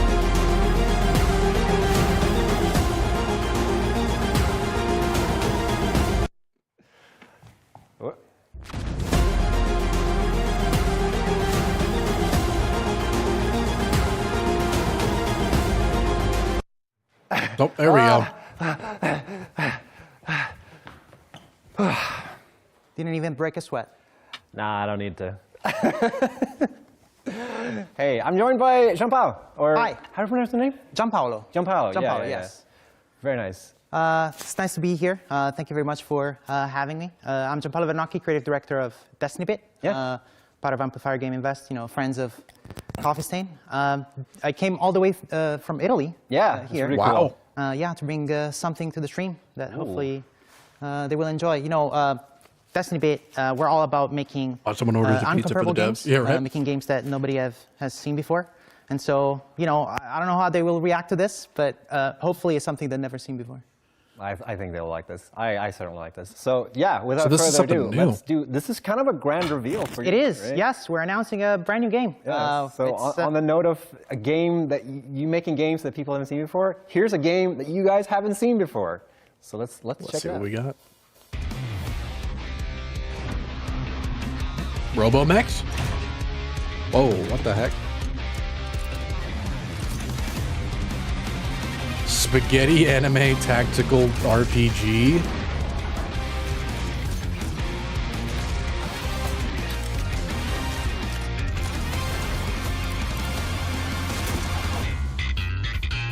All footage actual gameplay? What? Oh, I can kind of see. Okay, so it's like turn. Okay. Procedure. Interesting.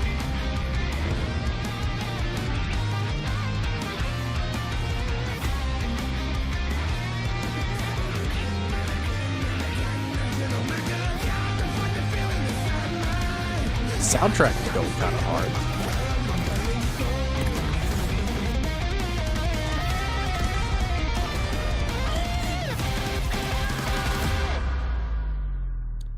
Ooh, excuse me, apologies.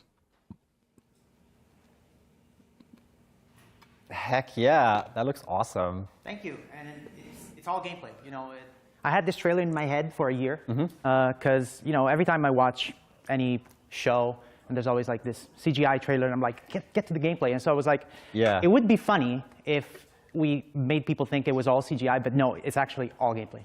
Very cool. Is it made in an engine, or do you make? Yes, it's all in Unreal Engine 5. Yeah, that's really cool because like it's really hard to make the engine look like that. Yes, it is. So you know, taking inspiration from the works of you know, games like Dragon Ball Fighter Z and Guilty Gear, you know, we tried to take that kind of style, but what if we could make it work with procedural generation? And so that's kind of like how the Jet Set Radio. Yeah, it kind of does look like that. Was born. Really cool. So yeah, Nitrogen Gen Omega. Yes. What is this game about? So the game takes very much inspiration from games like Darkest Dungeon and Battle Brothers and Fire Emblem. It's a sandbox tactical RPG, turn-based. You lead a team of mercenary kids and their mech.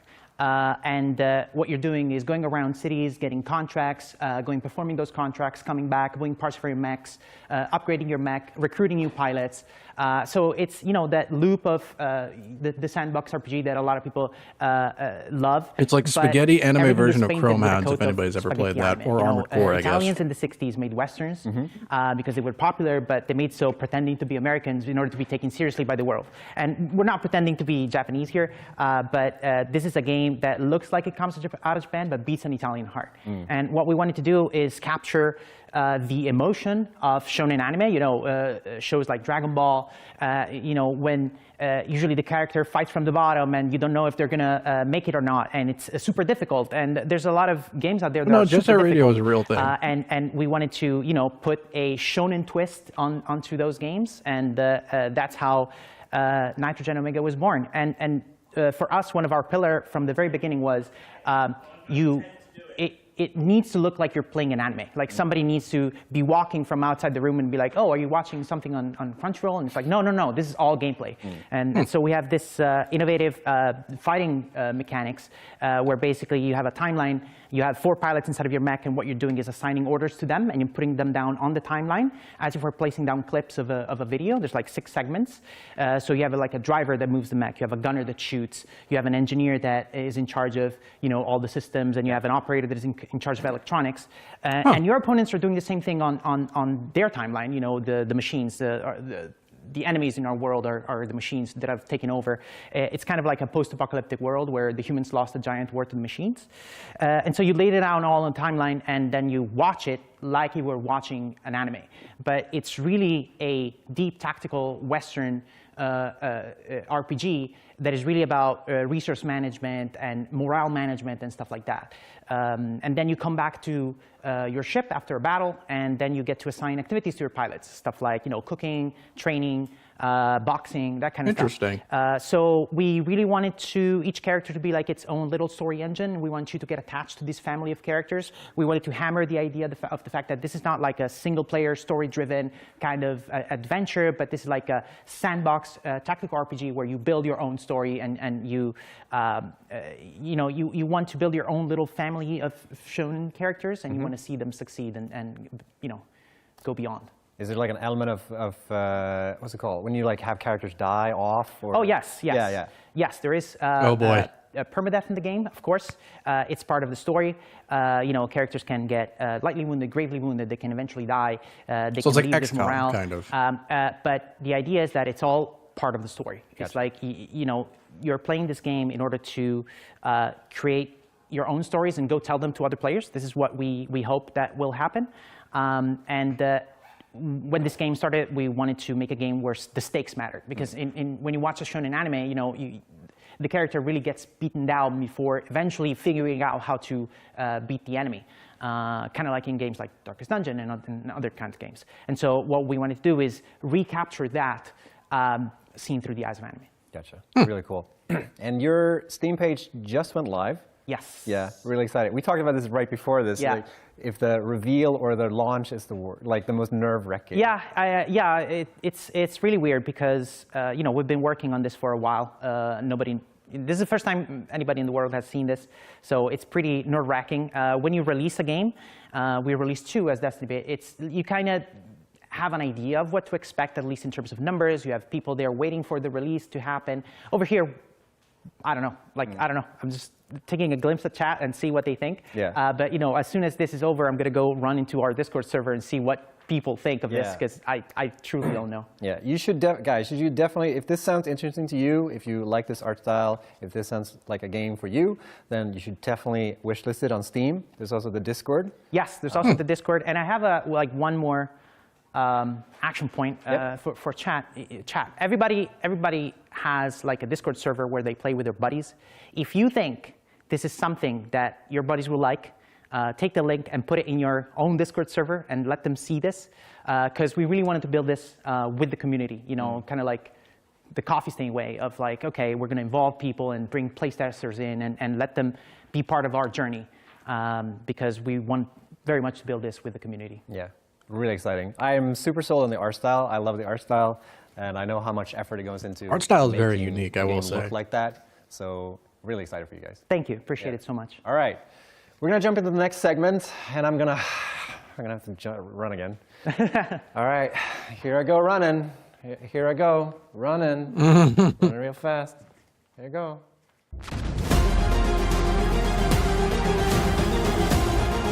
Wonder how long he's going to run for this time.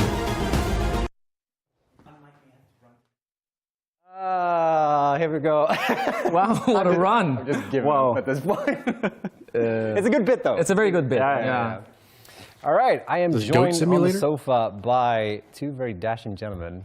Thank you very much. Yeah. Thank you very much. We're going to talk about Goat Sim. Yeah, Goat Simulator. Yeah, exciting. How does that feel, Yeah. Santi? Super excited. Oh yeah, you should start. Who are you? Yeah, you can go first. Okay, Yeah, I'm Santiago Ferrero, creative director on Goat Simulator 3. Yeah, and I'm William Bergerson, and I am art director on Goat Simulator 3. Very exciting. Yeah, very exciting. Yeah. And Goat Simulator, for those who don't, tell us, what is, can you guys Some tell me shows what look Goat like that Simulator is? game? Well, Because, yeah, like, but not I a always lot have of a hard games time look like explaining it. what this game is. What it is? Yeah.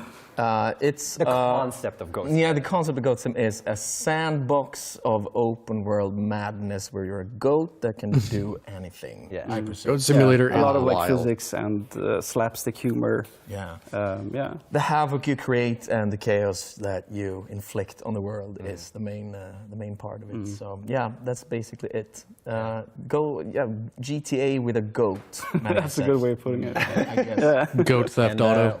This game has been quite a journey for. This is like coffee. This is like when you think of Coffee Stain, I always think of Goat Simulator. And Yeah. You guys are working on the both. You've worked both on the original Goat Simulator, like DLC stuff, right? Or? Exactly. Yeah, we started back in 2014. It's a meme game? I mean, well, C Goat Simulator, DLC. yes, Yeah. is So definitely that was a meme like game. right after it, the original Goat Sim was launched. It became this huge success, and then we come on board and start working on DLCs. Yeah. And then now it's been 10 years. Yeah, I don't know what the It's next pretty game, crazy. the icon It's for the crazy next game that is, a though. Does game anybody know? can- a game where you play as a goat.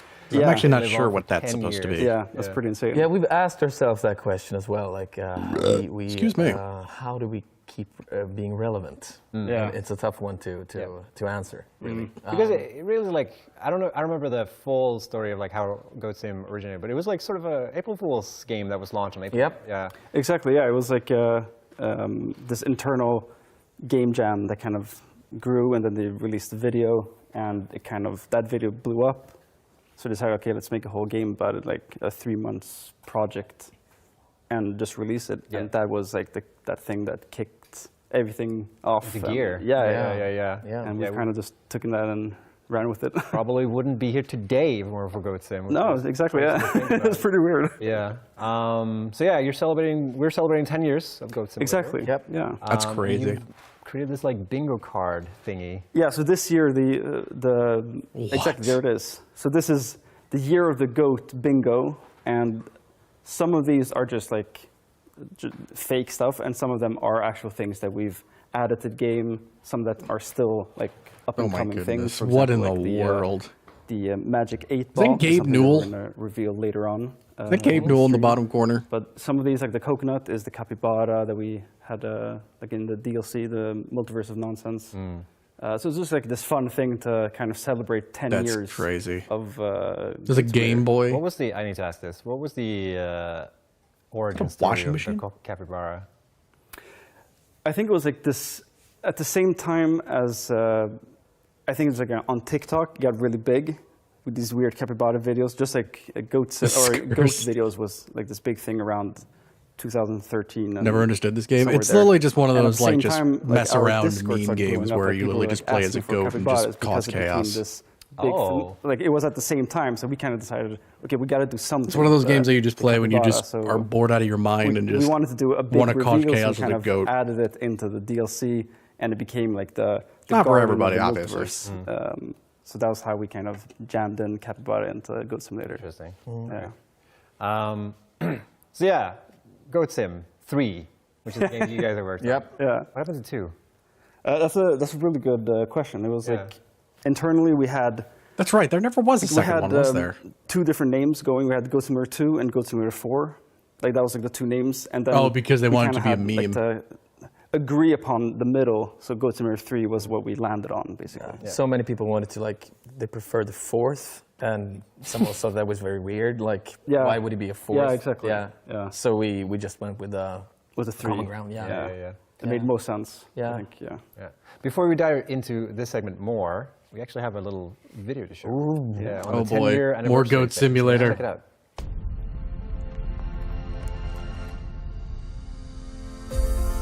Yeah, it's literally just there just as a sandbox game. It's like Gary's Mod, but with a goat. It's basically just what it is. The Goat MMO, yep, that's right. Yeah, they made a DayZ version, which is kind of funny. Payday Goat Simulator, yep.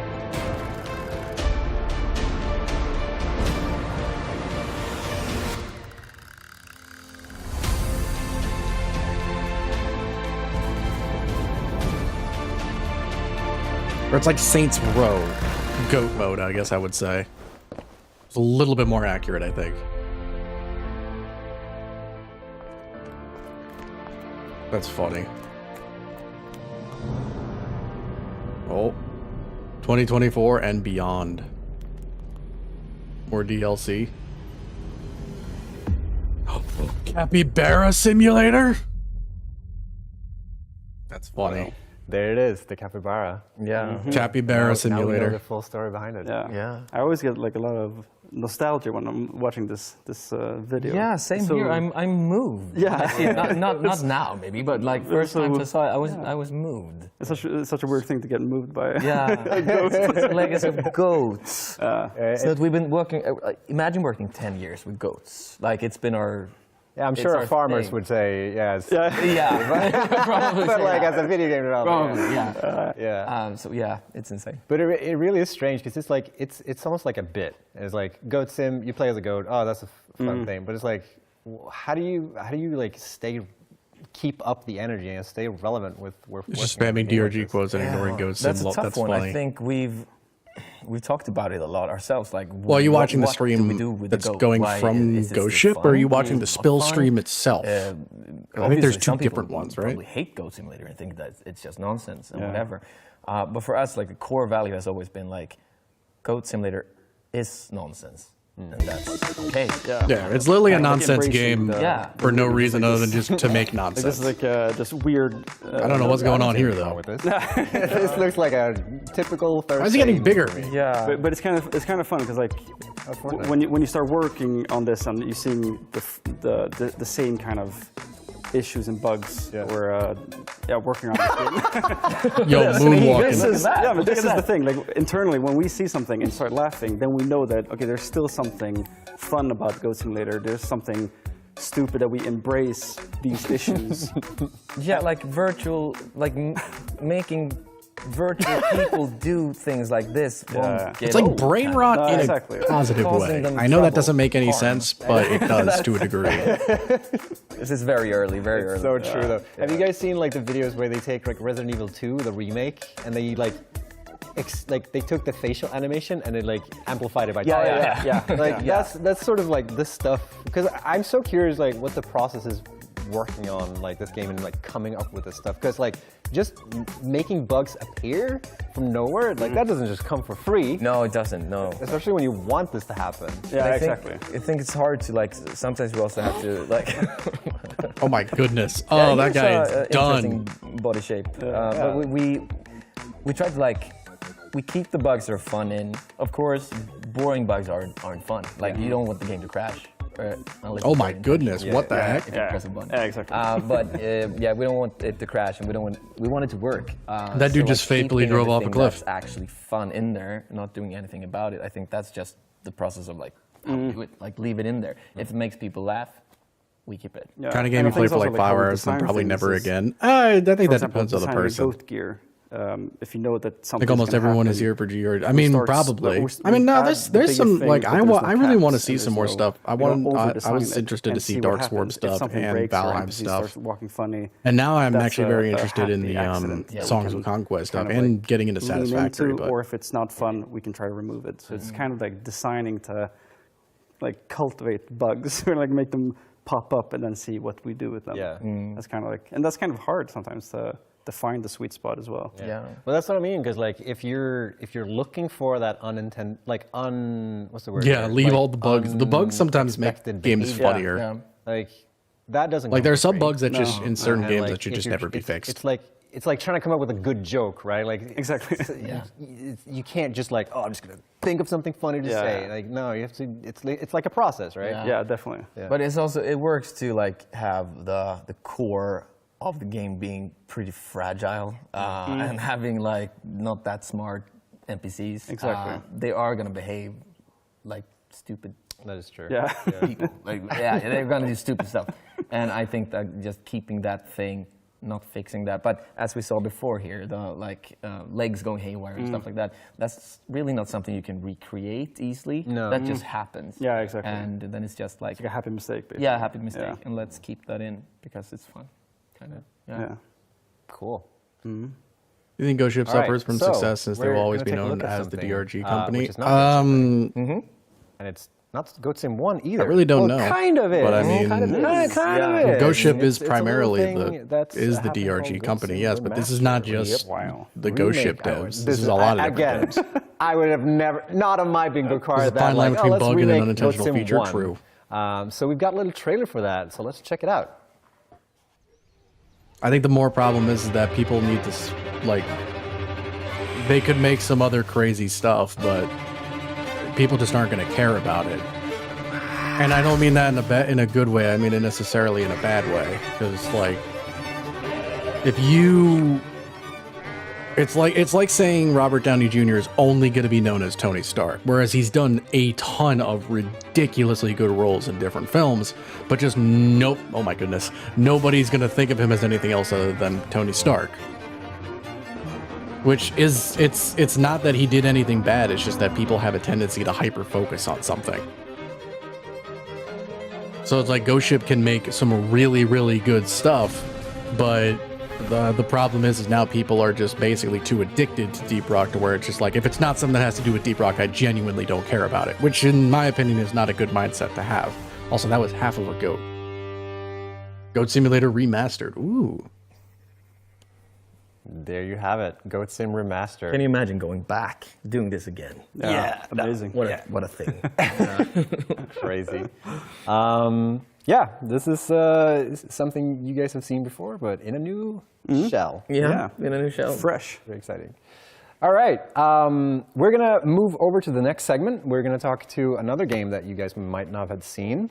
A little bit of a reveal, if you will. Yeah, I don't know So anything let's about check it whatever this out. game is. Here we go.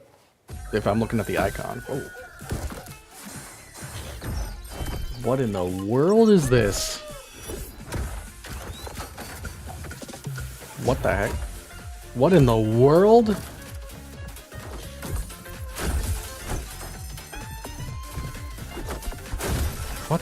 What am I witnessing here? What the?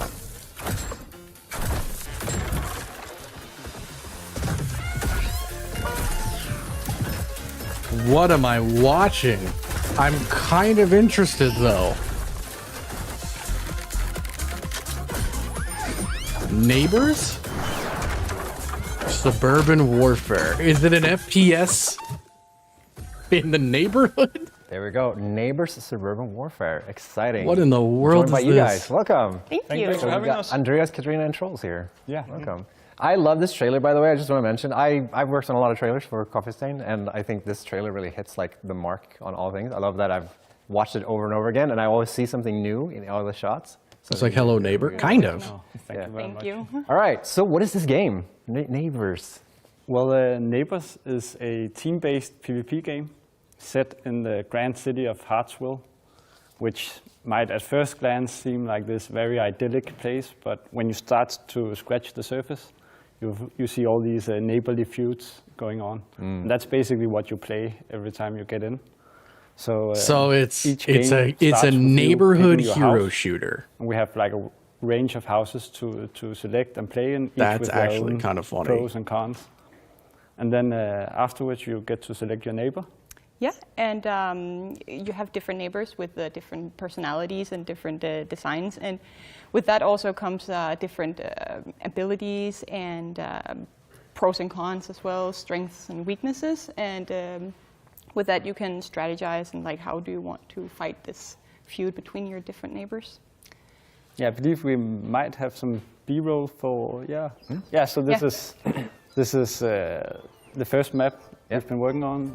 Ooh, that's a cool call. It's like the Ed, Ed and Eddie cul-de-sac kind of. The idea is you have different neighborhoods in Hartsville to play in. Chad, Doreen, Gramps, Kevin, for now, and him. they all have like like Rubber Bandits, aka just pure. Yeah, honestly, kind of, but it's kind of cool. Mary Jean. Yeah. But also like items you can purchase. I love how violent everything is. Yeah. So you just have to break stuff in the house? So besides like the special abilities each of them have, the game is also very centered around items. So you can buy a shit ton of different items. So we want to try hit the feeling that you open up your shed and then you like pick your tool of trade, like, okay, so somebody has to protect the house. Obliterate my neighbor today. So we have some like basic ones like golf clubs and some homemade contraptions, like the orange cannon. You can use the this is like Plants vs. shield, Zombies and you can warfare float almost. like around the level with it. And then the seagull, and like this was what we talked about in the like when the this and that. So here we actually see it in action, obliterating the Gramps. Oh my goodness! What in the world? Yeah. Maybe people will change their minds now. And vote. It was not fair. Wow. Yeah, but we have a soft spot for animals in the game. I'm not gonna lie, this looks kind of We're fun. a big group of people who like the animals, and also we had the Leloy dog and the this or that, and that's like a god dog you can have. That's like during nighttime when we're like down, and you can like board up your windows and like keep your other neighbors out. Leloy will protect your house, so whoever enters your yard, she will obliterate. Gotcha. She will. And you can also get a ram. Oh, every. And But it's not of course. An alligator. Yeah. Of course. Who wouldn't want that? And we actually Also, talked who about plays like, Overwatch? we Devs do around have it. a Yeah, but people capybara. have really bad Stockholm syndrome. Yeah. So You think they'll sue? yeah, this actually does look kind of interesting. I actually really like the design of this. Who came up with the first? Looks like But pure we haven't nonsense. been going on I mean, like what is best, goat does- or ram? yeah, but is that a bad thing? Like, So you mentioned this is a PvP game. can a game just be But fun? it's not about getting kills. It's about like what is the objective? So basically, the core concept is to wreak havoc against your neighbors and destroy their homes. You got to break their We're house. also That's working funny. On different game modes, and from our previous Oh, games, 'cause you're we've pissed learned off at the that neighbor. That's we funny. want to create experiences that we feel is very nice, but we also want to make it possible for our players to sort of set up their own game modes and stuff like that. I mean, good nonsense? Yeah, we will that's what I be mean, good working on default nonsense. game modes, but there will also be a lot of custom Yeah, it's a good way to put it. It's like it's just We're fun also nonsense. right now working on a capture the flag kind of game mode where in this game it will be It's like attack and defend and other game modes, but just with a funny little twist on but it. the core concept is based around the idea of destroying your opponent's home and defending your own. Gotcha. So it's a bit like Home Alone. It's like, So actually Home Alone has been a reference from day one. That's funny. And we wanted to get that feeling across as well. Right, so you're building your defenses here Wow. to make Yeah, sure so you see you upgrade the fence, and here you defend your fountain in the backyard with lots of like baseball pitchers and barbed wire, springboards, bear traps, everything you can think of. We also have the magpie nest, which is like a defensive turret. It was actually only meant to be placed on the roof, but somehow it like ended up in the garden. I like this like UI of demonstrating like how you're pulling out that. I like that. Looks yeah. This is a really cool concept. Okay, so you're strategizing. You're setting up your defenses. It's cute. And like, so how do you go on attack then? Like, because you're sort of leaving yourself exposed. So you open up the shed, right, and then you figure out like what are we gonna do. So often we see players spend the night strategizing, and then in this case, they purchased ladders and went in through the chimneys. Okay. Oh my goodness! I would probably play this too. There's like one shot this in the looks like a trailer lot where of the fun. granny's just like punching a TV and he just shows up with a golf club. I love that shot. Here we have another example of the animals because you can get a cannon. Yeah. And we initially the initial design was like that should shoot or fire cannonballs, of course. But then we sat down like, wouldn't it be cool if it just fired chickens that then fired eggs? So That's it's like funny. a BFG of chickens. A BFG of chickens. Of course, that's exactly what I would have gone with that as well. Who wouldn't? I mean, all right, cool. So like, okay, you mentioned game modes. So it's like it's all about like wreaking havoc. There's also like, yeah, that's essentially. I don't know. Just whatever. Yeah, so I think right now we're at a spot where we're so excited to be at this stage in development where we can begin to bring people in and help us test the game. We've already had it being play tested in a small vacuum of sorts where we've really appreciated the feedback we've gotten so far. And now we are ready to take the next steps and begin hopefully to bring more people in. And then I think that's what we really love to do as a studio as well. We want to develop this with the community. That's cool. That's really, really cool. And make it the best it can be. Yeah. So speaking of community, so like if people are interested in this game, what should they do now? So right now they Wishlist should it? head to our Steam page, which there will be a call to action for in a second. And please jump there, search it up on Steam, scan the QR code, join us on Discord, and Gator? Help us make the best game we can. Yeah. Did they just launch the dog? And as always with all these games, they're also on the website. So if you go to the spill.com, They just launched the dog. spill.com, you can also find this game there, hopefully. Unless I think Carl added it there, but we'll see. Cool. Thanks, guys, for joining us. you. here. Yeah, That's cool. I think that's a really, We're really going cool to throw idea. this back to Kevin. Oh, and he's going to be doing more this and that, I think. It's like the quarterfinals. It's heating up. Yeah, we're getting there. Okay, thanks, Snoot. Yes, we are in quarterfinals, so that means here we go. 8 contestants left. All right, let's just jump straight into things. The first matchup is actually All of them want Lizard you to Doggo wish list versus it. Well, yeah, Wolfgang. because that's how they get DRG. more attention towards it. Okay, here's my case. This You cannot pet Waste bin. but you can pet the lizard doggo in Satisfactory. Oh, we gotta change the graphics. We're not a Viking ship. We're a dog. Well, we need the number, so don't vote yet. Come on, chat. You can do this. Just skip the vote. You can say something as well. This or Chip, that. I'll break it down for you. There we go. Here we go. DRG is 3 for 3 here in the quarterfinals. That's 3 numbers, 3 words, rock and stone. Let me There's catch one you in a him when I deal put real that trailer. smooth. If you bring Everybody us out of the knows. finals, Come if on you now. bring Working for DRG to the winners, Ghost Ship Games will do merch. We'll do merch. Okay, but don't you want to vote for Lizard Dog, the underdog, or maybe? How am I meant to compete with a marketing guy? Holy shit. So, Lizard Doggo is the only companion in any video game that will bring you a nuclear warhead. It will bring you nuclear weaponry. What can work? We're gonna do Nukes' merch. We're doing Nukes' merch. Are you just gonna promise them anything? Every government on Earth, we're doing Nukes' merch. That's a joke. Okay. What about Lizard Doggo? Can Lizard Doggo also become? We're gonna do Nukes' merch, and it's not a joke. Oh, I don't know. Lizard Dog. Raise the Ooh, stakes Lizard Doggo might We're actually. also t-shirts, plates, a vehicle, a Honda Civic. I think Lizard Doggo might actually win here. Satisfactory 2. No. Too soon. We got everything you want. Also, is simple mathematics. 1, that's a small number. 2, huge number. Vote for the 2, baby. Press 2 on your keyboard.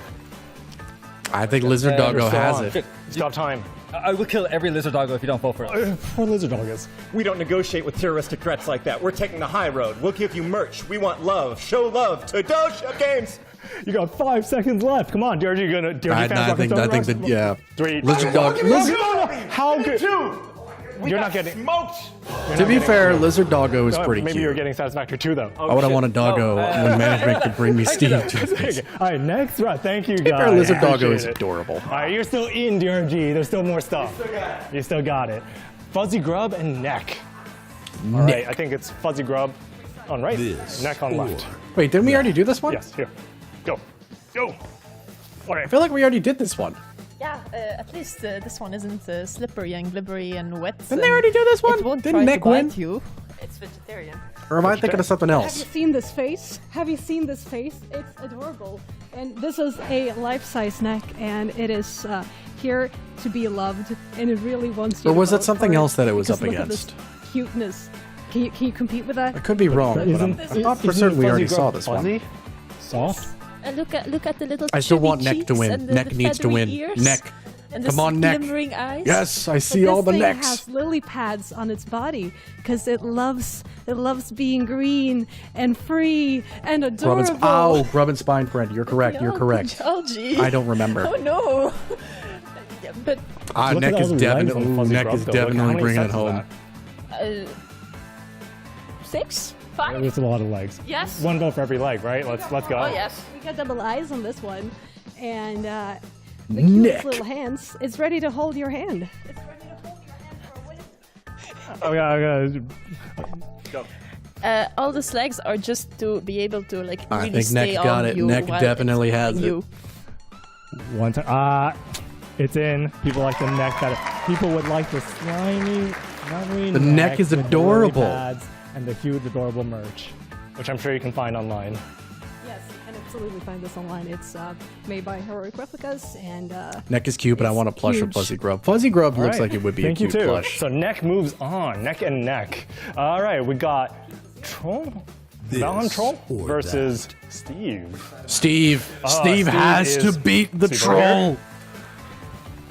Steve Go. needs to beat the No, troll. No, you got, oh, Mike. Oh, Mike. No. I'm going to just point this at you. Hello, chat. I'm back.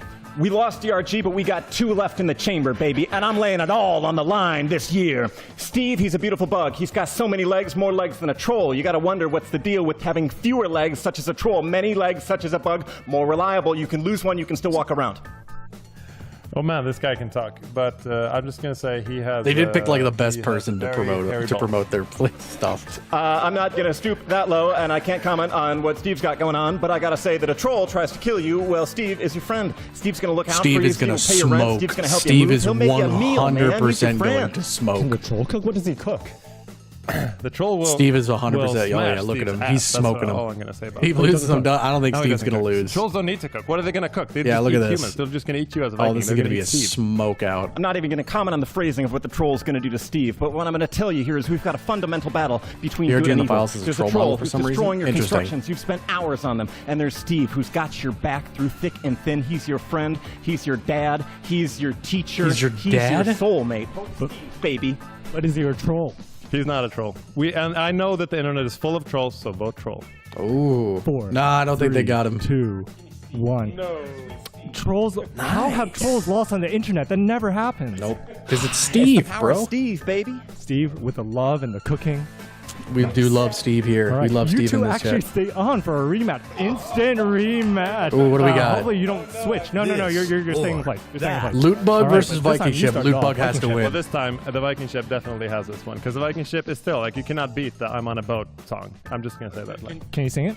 I'm on a boat. Well, I'm not. Okay. Let's keep it moving. All right, I'm going to see a lot of people are saying bad things about the Loot Bug. It's a beautiful person and it's generous. You know what? Just before I went online, the Loot Bug gave me $11. That's some money. Would a ship give you $11? Yeah, but the ship can bring you around the whole effing world on this game. Like you have multiple I don't know, man. I ships, you still can think just Loot come Bug's on gonna one, you get can it. build it yourself. You can break it apart. You can carry it around the world for you. In I your still think pocket, Loot Bug's which gonna ship get it. Can you carry in your pocket? Can you carry Loot Bug in your pocket? I don't think. Do you even have money? Oh, in I've got a yes or no wait a question, minute. I'm Bucko. seeing a lot Can of. you pet Ooh, the hold ship? on. Of course. And Hold on. This is You can't believe everything you hear online, folks. Ooh, you this can't is- pet the Loot Bug. You ooh. cannot pet a ship. You might get splinters. This you is might close. get tetanus from a rusty nail. You know what you won't get from that? You're going to get love from a Ooh, Loot Bug this each is time actually you kinda touch it, close. and you'll get money. And if you're lucky Oh, like Loot me, Bug is still in. $11. All these Vikings will be full of love. Loot though. Bug You know is what, that still just sounds in. like microtransaction to me. I don't want that Loot Bug. It's just gonna give me. What is it gonna give you? Like what is it called? Visuals on your guy. You don't get any stats from that. The Viking ship could sink. Loot Bugs, they float because they're full of love. Oh. All right. 2, 1. Just close. Come on! Loot Bug still wins. Yes! Thank you, chat! Woo! DRG. Damn, they are. You bleep on me with the cutest noises, though. It does. Nice work, It everyone. does. All right, that brings us our semifinals. So thank you for tuning in.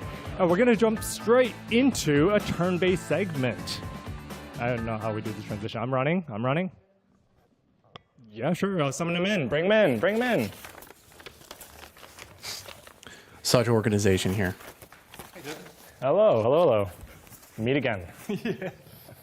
Welcome to the couch. Come in. Get in here. Get in here, guys. We gotta. I didn't know. Moving. Oh, this is where I we're didn't going. know. We're squishing.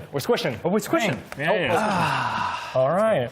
So this is a turn-based battle. We're just loosely talking about strategy games, turn-based games, and things like that. But we're keeping it fresh and hot takey because we've got to make it exciting, you know? Absolutely. Sure. All right. So Fresh and to start hot it off, takey.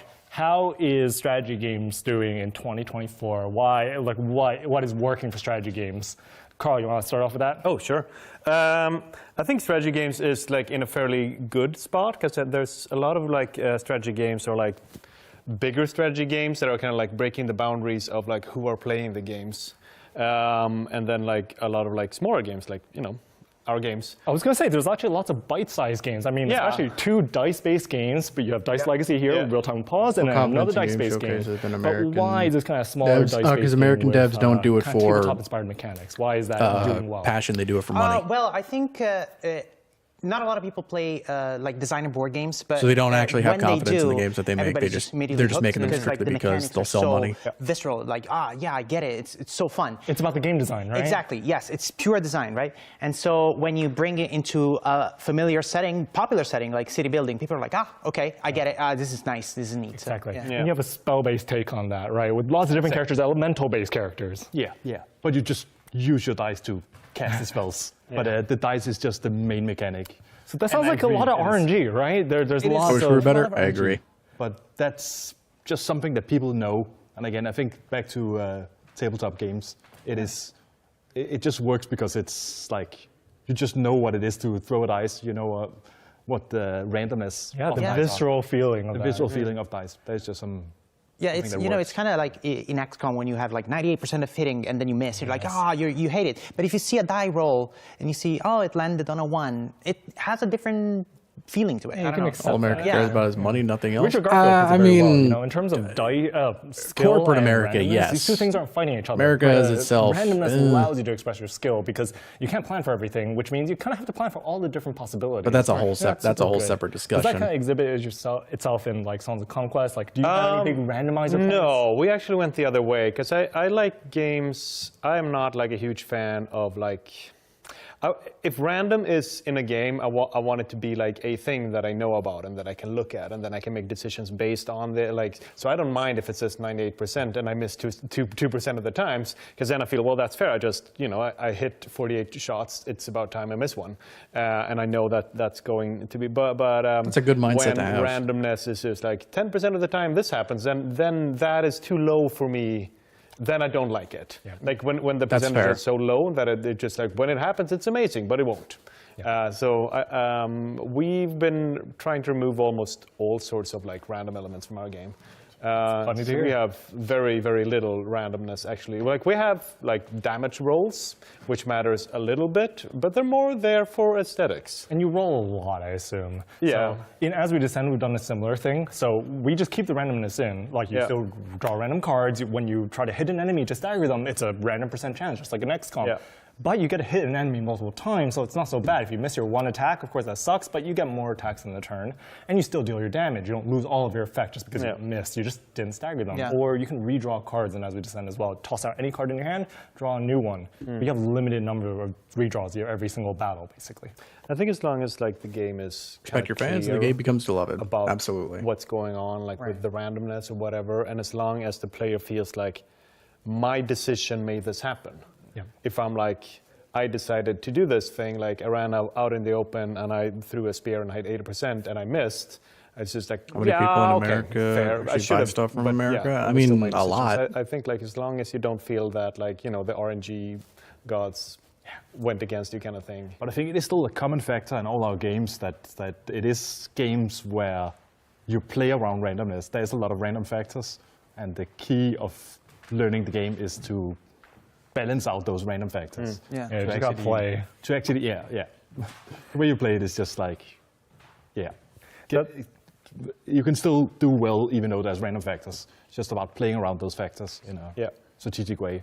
And, that segues into another topic really well, which is kind of difficulty, because that goes hand in hand with unluckiness, right? Like something like Darkest Dungeon, you get unlucky, you lose your characters. It's tragic, right? But I think in strategy games, we sit on a very precarious balance point. You know, Torbjorn, you brought this up in terms of balance. How do you keep it fair feeling, right? Can you just nerf stuff? Like what's going on with that? John Hollow, when you were working on Dice Legacy, is that a lot? Yeah, I think this is actually a good segue into our new game, Nitrogen Omega, because you can lose Blizzard, characters, they are right? the evil. I mean, to a so for degree, example, yeah. Nitrogen Omega, we purposefully I think it's just moved the all of the randomness at the end of the turn. over-corporatized mindset in general. Because since it's basically planning and executing, if that was random, then your plan would fall apart just on a die roll, and that wouldn't make sense. So what we did here was we tried to balance it in favor of the player. Like, when you get beat down the most, that's when you can have the power-up moment. That's kind of like, yeah, exactly. I like that. Yeah, that's kind of like how we did it, and that's kind of like inspired by what anime does, right? They beat you down, and then that's when they power up, and that's kind of like how we are approaching it.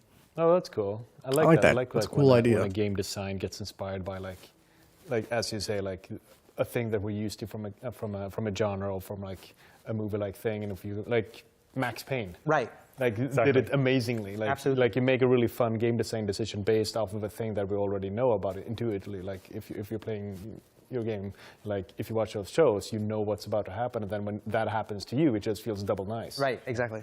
Torbjorn, what about difficulty in your game? Yeah, it's a really difficult thing because like the goal of a game like ours is that when you're a new player, it needs to feel hard. But if you are like a very experienced player, we need it to like extra difficulty. We want extra things that like really push you, because in turn-based games, it is just like every small factor matters in the difficulty, and you can really push how hard it can be that people can actually still complete the game. Like people that have played hundreds of hours in Spellrogue, they can just like crush the hardest difficulty. Yep. So you got to just keep cranking it up. And that's what we've done for As You Descend as well. We just make it super hard. Yeah. All right. We keep just making harder difficulties because we know that like people are just learning, they're getting better at it. It's a blast talking to you guys. I wish we could talk about this for the whole night, basically. But we got to wrap it up. We got to toss it over to Snoop for Satisfactory. I know you've been waiting to hear more about what's coming on the horizon for Satisfactory. Thank you for tuning in. Bye-bye. Thank you for that, Kevin. And we're back, and I'm here joined again by Emmett, our new game director. Dude, and my heart rate is fucking racing after that. Really? This or that. Oh yeah. Talking about. I'm gonna calm down now. Yeah. We're good. We're good. So if you're just joining us, this is The Spill. This is our little sort of new stream event that we've organized. And hopefully you guys are enjoying this. Hopefully this now makes sense what this whole thing is, because it's been really hard to like explain what The Spill is for everyone who's like expecting one thing, but yeah. But here we are. We're gonna talk a little bit about Satisfactory. We kind of teased people. We got a couple of things to talk about. And we probably won't, like, if you're here for like the grand reveal of like what, we can start with that maybe. We say like what we're working on next is 1.1. Yes. Next free update. In terms of free update, it's 1.1. Yeah. And yeah, that will hit, aiming for 2025 at some point. Early 2025, yeah. Early 2025. We're going to not do any specific promises for features, with the exception of... What could it be, Chad? Fishing. What do you think it is? Fishing. Straight pipes. Straight pipes. That's the one thing we're going to confirm today. Kind of. Is that a big thing? I kind of spilled it. It's a little. Yeah, Is that a big thing? I no? feel Satisfactory like players, it's is that a my big fault thing? Because I kind of like in the video I made talking about the straight modes. It's like we need straight pipes. Yes. Come on. And I am seeing some things in chat here about Fixmas. Yes, Fixmas is also coming up. Yeah. We do have a seasonal coming up in December. We mentioned it in the previous segment. Yeah. But okay, so what this segment that we're going to talk about Satisfactory, because like, why do we have another segment with Satisfactory if that's the only thing you're going to confirm for 1.1? What could we be talking about? Yeah, so what we sort of want to explain in this segment is sort of like how we think we're going to continue working on Satisfactory, because we worked on, during Early Access, we've done one thing, and it's worked really well for us, and we don't want to change the formula too much. But with 1.0 comes like a little bit of a paradigm shift in a way. Yeah, like we've been put in this amazing position again by the community. Everyone's so supportive. Launch was incredible, and now we've just taken some time to settle down and think, okay, like this is like the polished game. What is next? And it just feels natural to us to continue to actually add to this right now. And there was a lot kind of left on the cutting room floor, I guess we can kind of say. Like there's a lot of content that still could have been added. That's where 1.1 comes in, that there will be free things. We are looking at other seasonals. So again, Fixmas is super fun, and we're thinking, is there other areas in the year that kind of maybe there's a cool seasonal could hit? March 19th is our early access anniversary, if I remember correctly, and that's potentially a date at some point. Not guaranteeing anything for next year. No. It's something we have in mind at some point. Yeah. And obviously, like Halloween's always cool, but like we need to figure out what actually makes most sense. Like, how do we want to split the team and focus on different tracks? But we would like to look at some point in the future, can we expand this game in like with proper like large scale expansions? So we're thinking about that. Like that's honestly something that's on our minds right now. And it's like, what would that type of content look like? Is it a new biome? Are we going to go to a completely different world? Are we going to go like off to an island nearby? Or are we going to go underground or into space? Like these are all conversations we've had right now. Yeah. And we're trying to just see like, okay, like what's the best fit for this game? And if we do a new biome, like what's the reason behind it? Is there new resources? Is it transport? Is it something to do with alien tech? So we're still trying to find like, yeah, everything that we do has to feel like it fits into what Satisfactory is. Yeah. So, and this is also, I guess, something that we are interested in hearing our community also sort of voice their opinion on. Like, if there's anything specific, I think it's always really hard to for DLC, for games like to figure out where they're going DLC after the full 1.0 release, what right? you guys want to see and what you think. Because obviously people are just never content with. It's never enough, right? I don't think we you could have a game that gets stuff added all the time. It's just never enough, right? We added rain during early access, and unfortunately we had to remove it. And if we wouldn't want to add rain back as a DLC or something like that, because then it feels like we. Yeah, exactly. It's like you take something out, then you charge for it again. Yeah, exactly. It wouldn't really be how we'd want to run this game. Yeah. People are saying base defense. That's not happening. Shut up. That's going to be a really expensive DLC. I mean, keep playing our game. I mean, I'm not. Okay, I'm saying I'm joking about it, but if that, I mean, we said never. But anything could happen, honestly. Like, it depends on if we think it's worth pursuing or not. Exactly, and like we read. Yeah, people also have to understand something. Just because you desperately want something doesn't necessarily mean that A, other people want it, or B, it's practical. Is a great That's another thing. Feedback, and would always like to direct people towards that as well if there are specific requests. So yeah, like it's definitely. Feedback is not going unheard. We'll say that. We have enormous lists of feedback, and it's a case of like, okay, what is actually the first thing we do more than anything? Yeah. Base defense confirmed. God damn it. No, stop that. Base defense confirmed. I know there's people like asking for like end game, like post end game content. This is making me really want to try Satisfactory now. Like I feel like I've been missing out. Making post end game content makes more sense for DLC, or maybe it doesn't. Like that's. Yeah, it's figuring out, and it's also like, who are we making this for? Because everything started out as indie at one point. But also like to a degree, yes. Post end game, you're kind of looking at post tier 9 content. Yeah. Like there's kind of. Not a lot of players will get to that. So exactly. So we do want to cater to that hardcore player, but we want to still be able to add things that will like every player like in our community is able to enjoy something from it. Yeah. So it's just like it's trying to strike a balance essentially. Yeah. More alien tech would be cool actually. Alien tech is that's something I feel like we can flesh out without it impeding with like the existing content. Very much so. Yeah. We've had a lot of ideas that could go down that route. Yeah.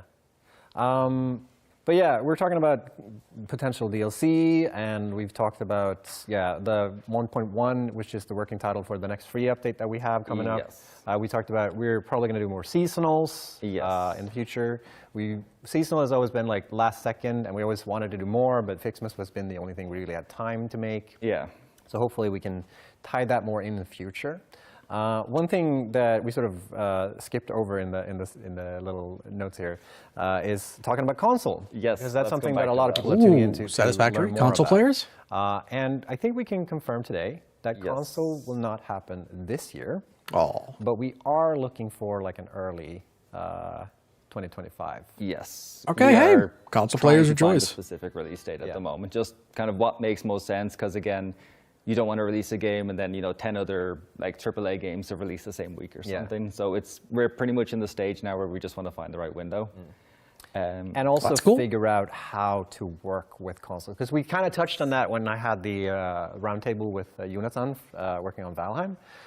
because like when you support console, you also need to push the game to another store front, and there's a lot of work, like you know, maintaining parity. They have cross-play, which is also something we haven't decided yet whether we'll do. It's it's a difficult topic. Then you have mod support and such. Yeah, exactly. It's Look, indie difficult. games are Mods full on of the same PC. 2D platformers and 2D RPG. So, that's also because something there's a we have lot to of sort of really take cheap and easy to consideration. There acquire are pros and cons toolkits for of game doing development that a lot of either people route, use. And we're still, like I said, we're still trying to figure some of Like, that look at stuff every out. game We that kinda wanna starts hear you off guys' using the opinion as Unity well, engine. whether They you all look feel, more or you know, less the crossplay same. would be something that you guys would really be excited about. That's also something that Well, we should mention the controller support. Yeah. Will come to PC.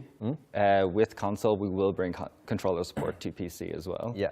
And we will look at is there ways to kind of test that early with like an experimental branch or something, but that will definitely, we can confirm that will happen. Yeah. We've confirmed that before, but one thing that I think would be really cool if we could do is if we could have PC players test the control support. Oh no, you're gonna have before we have launch. stinker titles in Because any I've played style, the game- indie or the AAA, playing and satisfaction you're on also console gonna is a have good very ones different in experience. indie and AAA. Because playing with controller, I mean, people They labeling have played all satisfaction with indie titles controllers, so they good, all probably AAA know titles what bad, I'm I sort of think talking is about, but like it is very kind of a different close-minded. game. And we're Like, still sure, sort of some of them like, can be there's good a and some lot of them can work be that's bad, gone but into it's controller support, and we're still. It's really figuring up to things the out. preference of who's playing it, it's basically. complicated. Like there's that's a lot of options within yeah. Satisfactory. How do you put that all just on like a console or And on like a controller? and it affects so many more things than just like, it's a beast. So we're gonna look into that.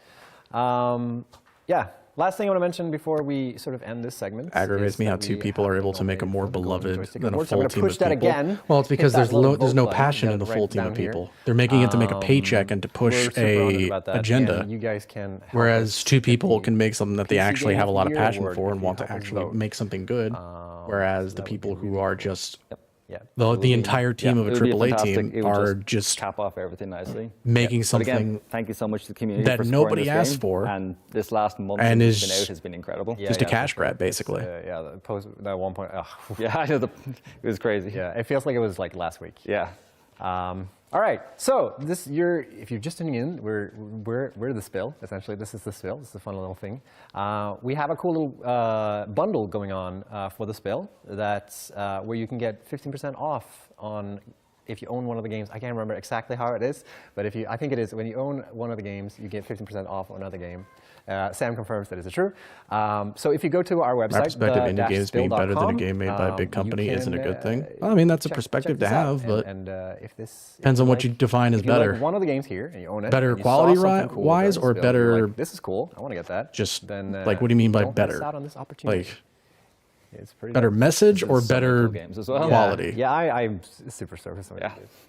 All right, it's time for me to head on over to the second couch again, which is on the other side of the building. So I'm gonna have to. I got all the way. Gonna have to run. Let me ask you Here this: we what go. tastes better, a running. burger from McDonald's or a burger from your local home, like hole-in-the-wall burger place where they make everything by hand, or a burger from McDonald's where it's super processed?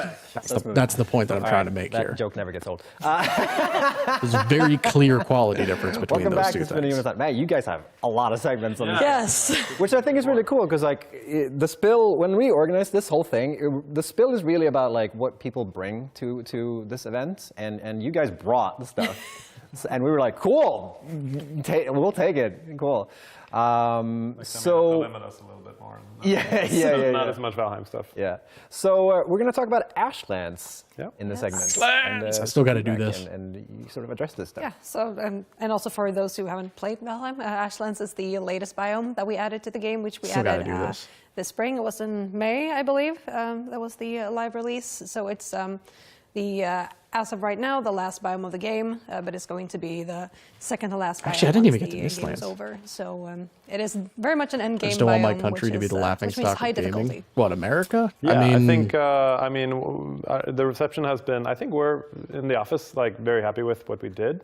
It's I don't definitely think it's like every biome that I we think release that's is like a the most worked on deeper biome issue with that you got to the think most about, content, like man. the most weapons and build pieces and progression. Most and people everything. working on it every time. Yeah, that too. Like, so we're kind of upping the game every time. The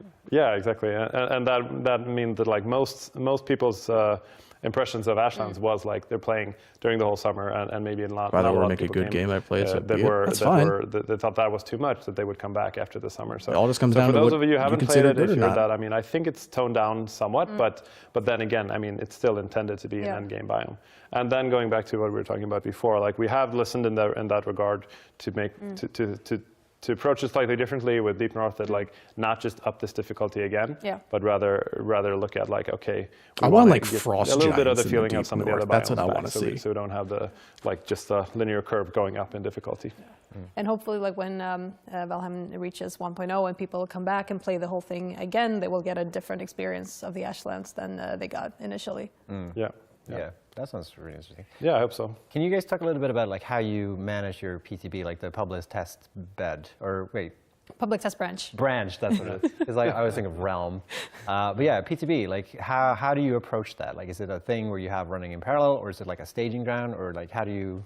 Still want to I mean, be good playing for Zombies 3. It's Could be. opt-in, so anybody can access it, and it's like we didn't have this a few years ago, and we would just push an update out, and like and sometimes we'd even do that like end of the week or end of the day, and then somebody calls like, oh, you broke something, and they're like, oh crap, we have to go back, and I just like make a quick patch Friday and do afternoon. this. And we could also do that quicker when we were only on Steam. Now we have to sync it with the Xbox releases, but it's With also like Mac. we don't want to be forced to like preferably not to do too much stuff on the weekends and stuff like that, to just like fix them. So the PTB is mostly to get it out there, to make sure that like a set amount of players can play it, and we can like get the bug reports in before, and also test like the grounds and see what do people think about this before going out to everyone. To make sure it's stable and that everything works mostly as we intended. Yeah. So it's usually 2 weeks on the public test branch, depending on a little bit. Because I can relate to the summer vacation thing, because we've had that situation as well, where like Swedish summer, I don't know what to tell you. Swedish, the way it works in Sweden is just everyone goes on vacation at And the same it's time. great. And it's awesome. Oh, like we have 4 weeks, like almost. I think it's by law that you have to have at least if you want to. If you want to take 4 weeks off, you can do that, and your employer can't tell you not to. Yeah, can't tell you not to. So usually, Man, Sweden's games awesome. Or like studios try to like plan around that, and you definitely don't want to put something out there that is like gonna be broken during summer. No. So it's like better to leave it in a good spot. But then you have the issue that you talked about, where like maybe it doesn't reflect the game it is, and people who play on PTB will have a better experience in some ways. But then they That's need fair. to know that they That's need fair. to opt in. And maybe there are aspects of PTB that they don't want. Also, is he just wearing It'll socks? also be interesting, like in this case, and I'm not saying that it's all been bad, but there's definitely been like a certain amount of players that think like, yeah, it's too hard in certain ways. But it'll be interesting to see like how does that Monty, I don't know if you can balance when necessarily we count reach getting 1.0. picked up Like, by we'll definitely Microsoft revisit as some a good areas, like, sign. we'll Microsoft still always literally look just at the picks up feedback anything and, that's like, profitable. revisit certain They things don't in the necessarily announcements care as about well. the quality. They just care about the dollar but how value. does that compare when we also have Deep North there, and you have the whole game as a They whole? care about if they can make People money playing or from the or beginning. face on this. Like how does the balance feel Yeah. then? Yeah, that's tricky. Yeah. Yeah. Well, I'm glad that you guys could join us and give us some insight into this. But yeah, it's a good Playing indication. Valheim. But We'll at feel the end of the like day, they learned. Microsoft's just Thanks trying for letting to us talk. get their profit You're number so bigger. welcome. Anytime.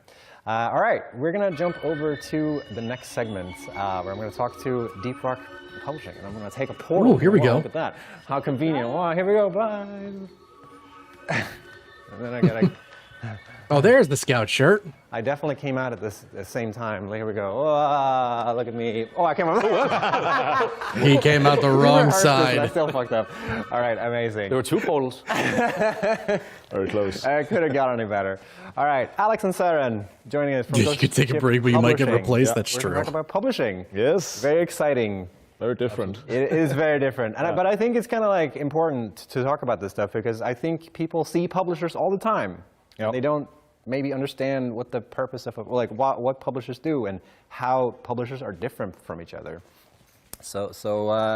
And the first thing I want to address is something that we constantly struggle with, and that is like you have Ghost Ship Games, you have Ghost Ship Publishing, and that get mixed up because we have the same issue with Coffee Stain Studios and Coffee Stain Publishing. Like, what is the difference? The thing is, the people are the same in our case. Gotcha. Not exactly in your case, Yeah, right? yeah. But for Ghost Ship, it's actually the same people. We're all employed in Ghost Ship Games. And then we have created this Ghost Ship Publishing company. Yeah. And then we use the same people over there to do publishing jobs. So in that sense, it's very confusing. But Ghost Ship Games is specifically doing Deep Rock Galactic games, and specifically doing Rogue Core. And I can see a lot of people out there asking and hoping for some Rogue Core news. And I'm a little bit sorry to disappoint you for this time around. We will have some news around this in a month in our own stream. But, they're going to do another On the Horizon publishing, stream. Okay, perfect. So Deep Rock Galactic is all in Ghost Ship Games, and Ghost Ship Publishing is then publishing games from other companies, but also our own games. Yeah, gotcha. so Rogue Core will be published by Ghost Ship Publishing, while Deep Rock is published by Coffee Stain. So it's all very confusing. Yeah, it is. I don't think I can unconfuse this. Most of the games that have been on stream here today, I think Spell Rogue and Darkswarm and Dynalords that have all made a visit. We also published Deep Rock Galactic Survivor, and that's really cool. Maybe we should start with just like, I kind of want to hear you guys' thought on this. Soul is better than a investors. publisher? Like, Correct. What does a publisher do? Correct. So the purpose of publishing something is to bring it into the hands of an audience, right? Bringing a game into the hands of an audience. So when you're just making a game, you essentially just end up with having a game that's fun to play. And the point of publishing is taking that game and finding out what makes this game unique, or what makes this game resonate with an audience, and finding that audience and communicating to that audience. So a lot of publishing about once marketing this or localization, section of if you want to devs is done, guys, I probably will end the stream there just because I have been going for a while and I do still have stuff I have to get done. And we know we're not going to be getting any more news per se, but there's still going to be going. So tip-top shape when it gets out. A lot of publishing is about helping with. But once we get QA through or this release next section, management. I'll probably end it there. If you also engage with a game where you start getting a fan base around it, you might start trying to build up both a community around the game, and also maybe finding licensing deals where fans can interact with the game or the universe in other ways than just through the game, like merch or a TV series or board games or something like that. Is that a hint of a Deep Rock TV series? The way we usually frame it at Ghost Ship is publishing is everything that's not about just making the game. Where would you draw the line between, like, also, because a lot of publishers also invest in games that they work with. Like, do you think that's something that like every publisher should do, or is that like, you know, how does that go hand in hand? That's not necessary. It's often what developers look for. Yeah. First of all, they need some funding, right? But actually, I think the most healthy relationships is when it's not about the money, but about the collaboration between a publisher and a developer, and that they together figure out how to best bring this game to market. But the money is clearly that's usually that collaboration. That's usually the first reason why somebody looks for a publisher. Yeah, like they need project funding. And going to a publisher is different probably to the live an action investor. DRG. No, I feel like it would make more sense if it was animated, personally. Whereas going to a publisher, you want investment into the project that you're making, where you end up splitting the whatever the project generates rather than what comes out of your company. And there's something about, you know, as a publisher, there's something about us having skin in the game. I feel like animated would probably be much better. If they did decide to do something like that. The Carl offering Chronicles. a bunch of publishing services, but we're also part of the risk and the success of this project that kind of that's really brings us important along to on the us. journey. Yeah, that's really important to us. Yeah. We'll put a pin in that. They already did it with Minecraft. Yeah, but they do better with Minecraft. They would do better with this, I can tell you that much. When you started Ghost Ship Games, they wouldn't. I don't. Jack Black would not. Did you intend to go with publishing, or is this something that came up? Would not be it. So when we collaborated with Coffee Stain, which just started a publishing back then, we wanted to take like a journey on together with them to publish and get Deep Rock Galactic out. And the more we worked with this, the more we actually ended up taking, in full understanding from Coffee Stain, the more Ghost Ship took responsibility for also self-publishing more or less Deep Rock. So when we were moving forward and looking at getting Rogue Core out, we started thinking, okay, we're going to publish this ourselves, but it's actually a long time since we launched the game. in the meantime, also quite a few developers starting asking us if we could publish their game, and we're like, okay, that's not what we do, but maybe we should give it a shot. Yeah.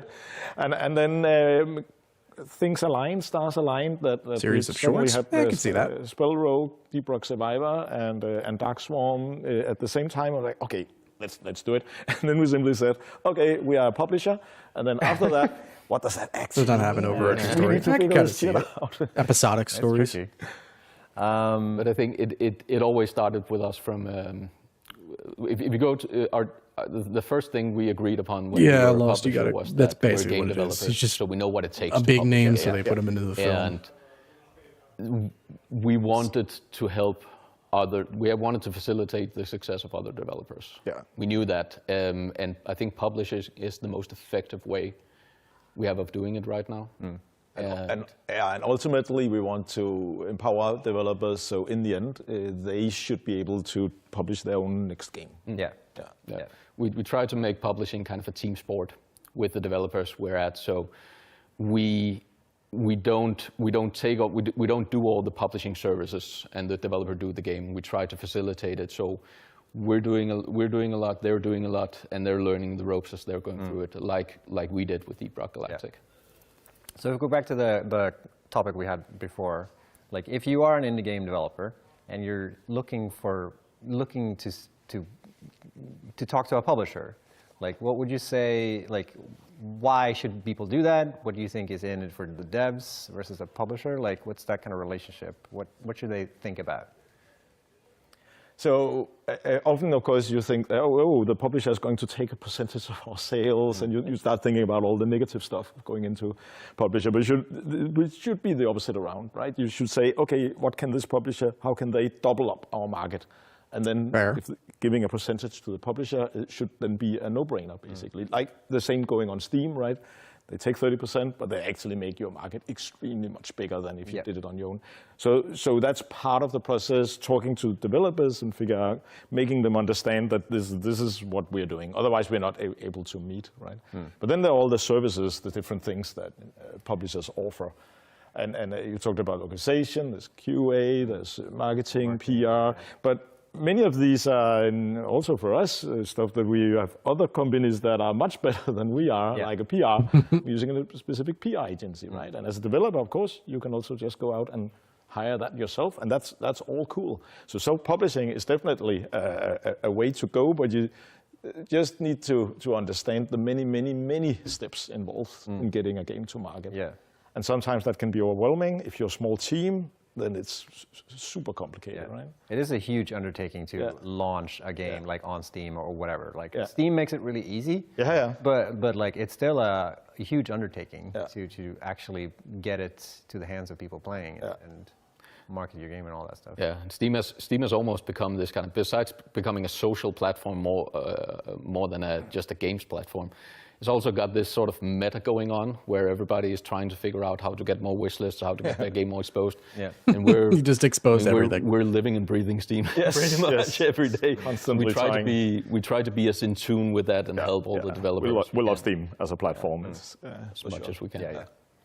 So, for Ghost Ship Publishing, what's on the horizon? Yeah, but actually, that's what we're going to do. We're going to have an On the Horizon stream in probably mid-November. We don't have a date yet, and we'll have some announcement Stay tuned for that. We'll watch that too. We will go deep into Rogue Core for all of you out there.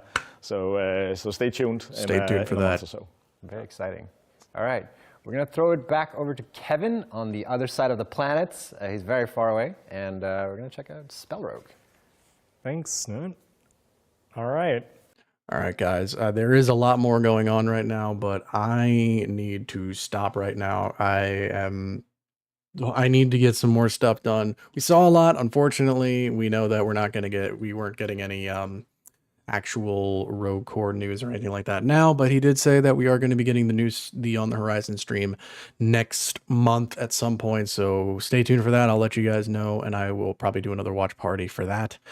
Thank you guys for hanging around. I know this went really a lot longer than normal. I did not expect it to go this long, but I still appreciate you guys being here.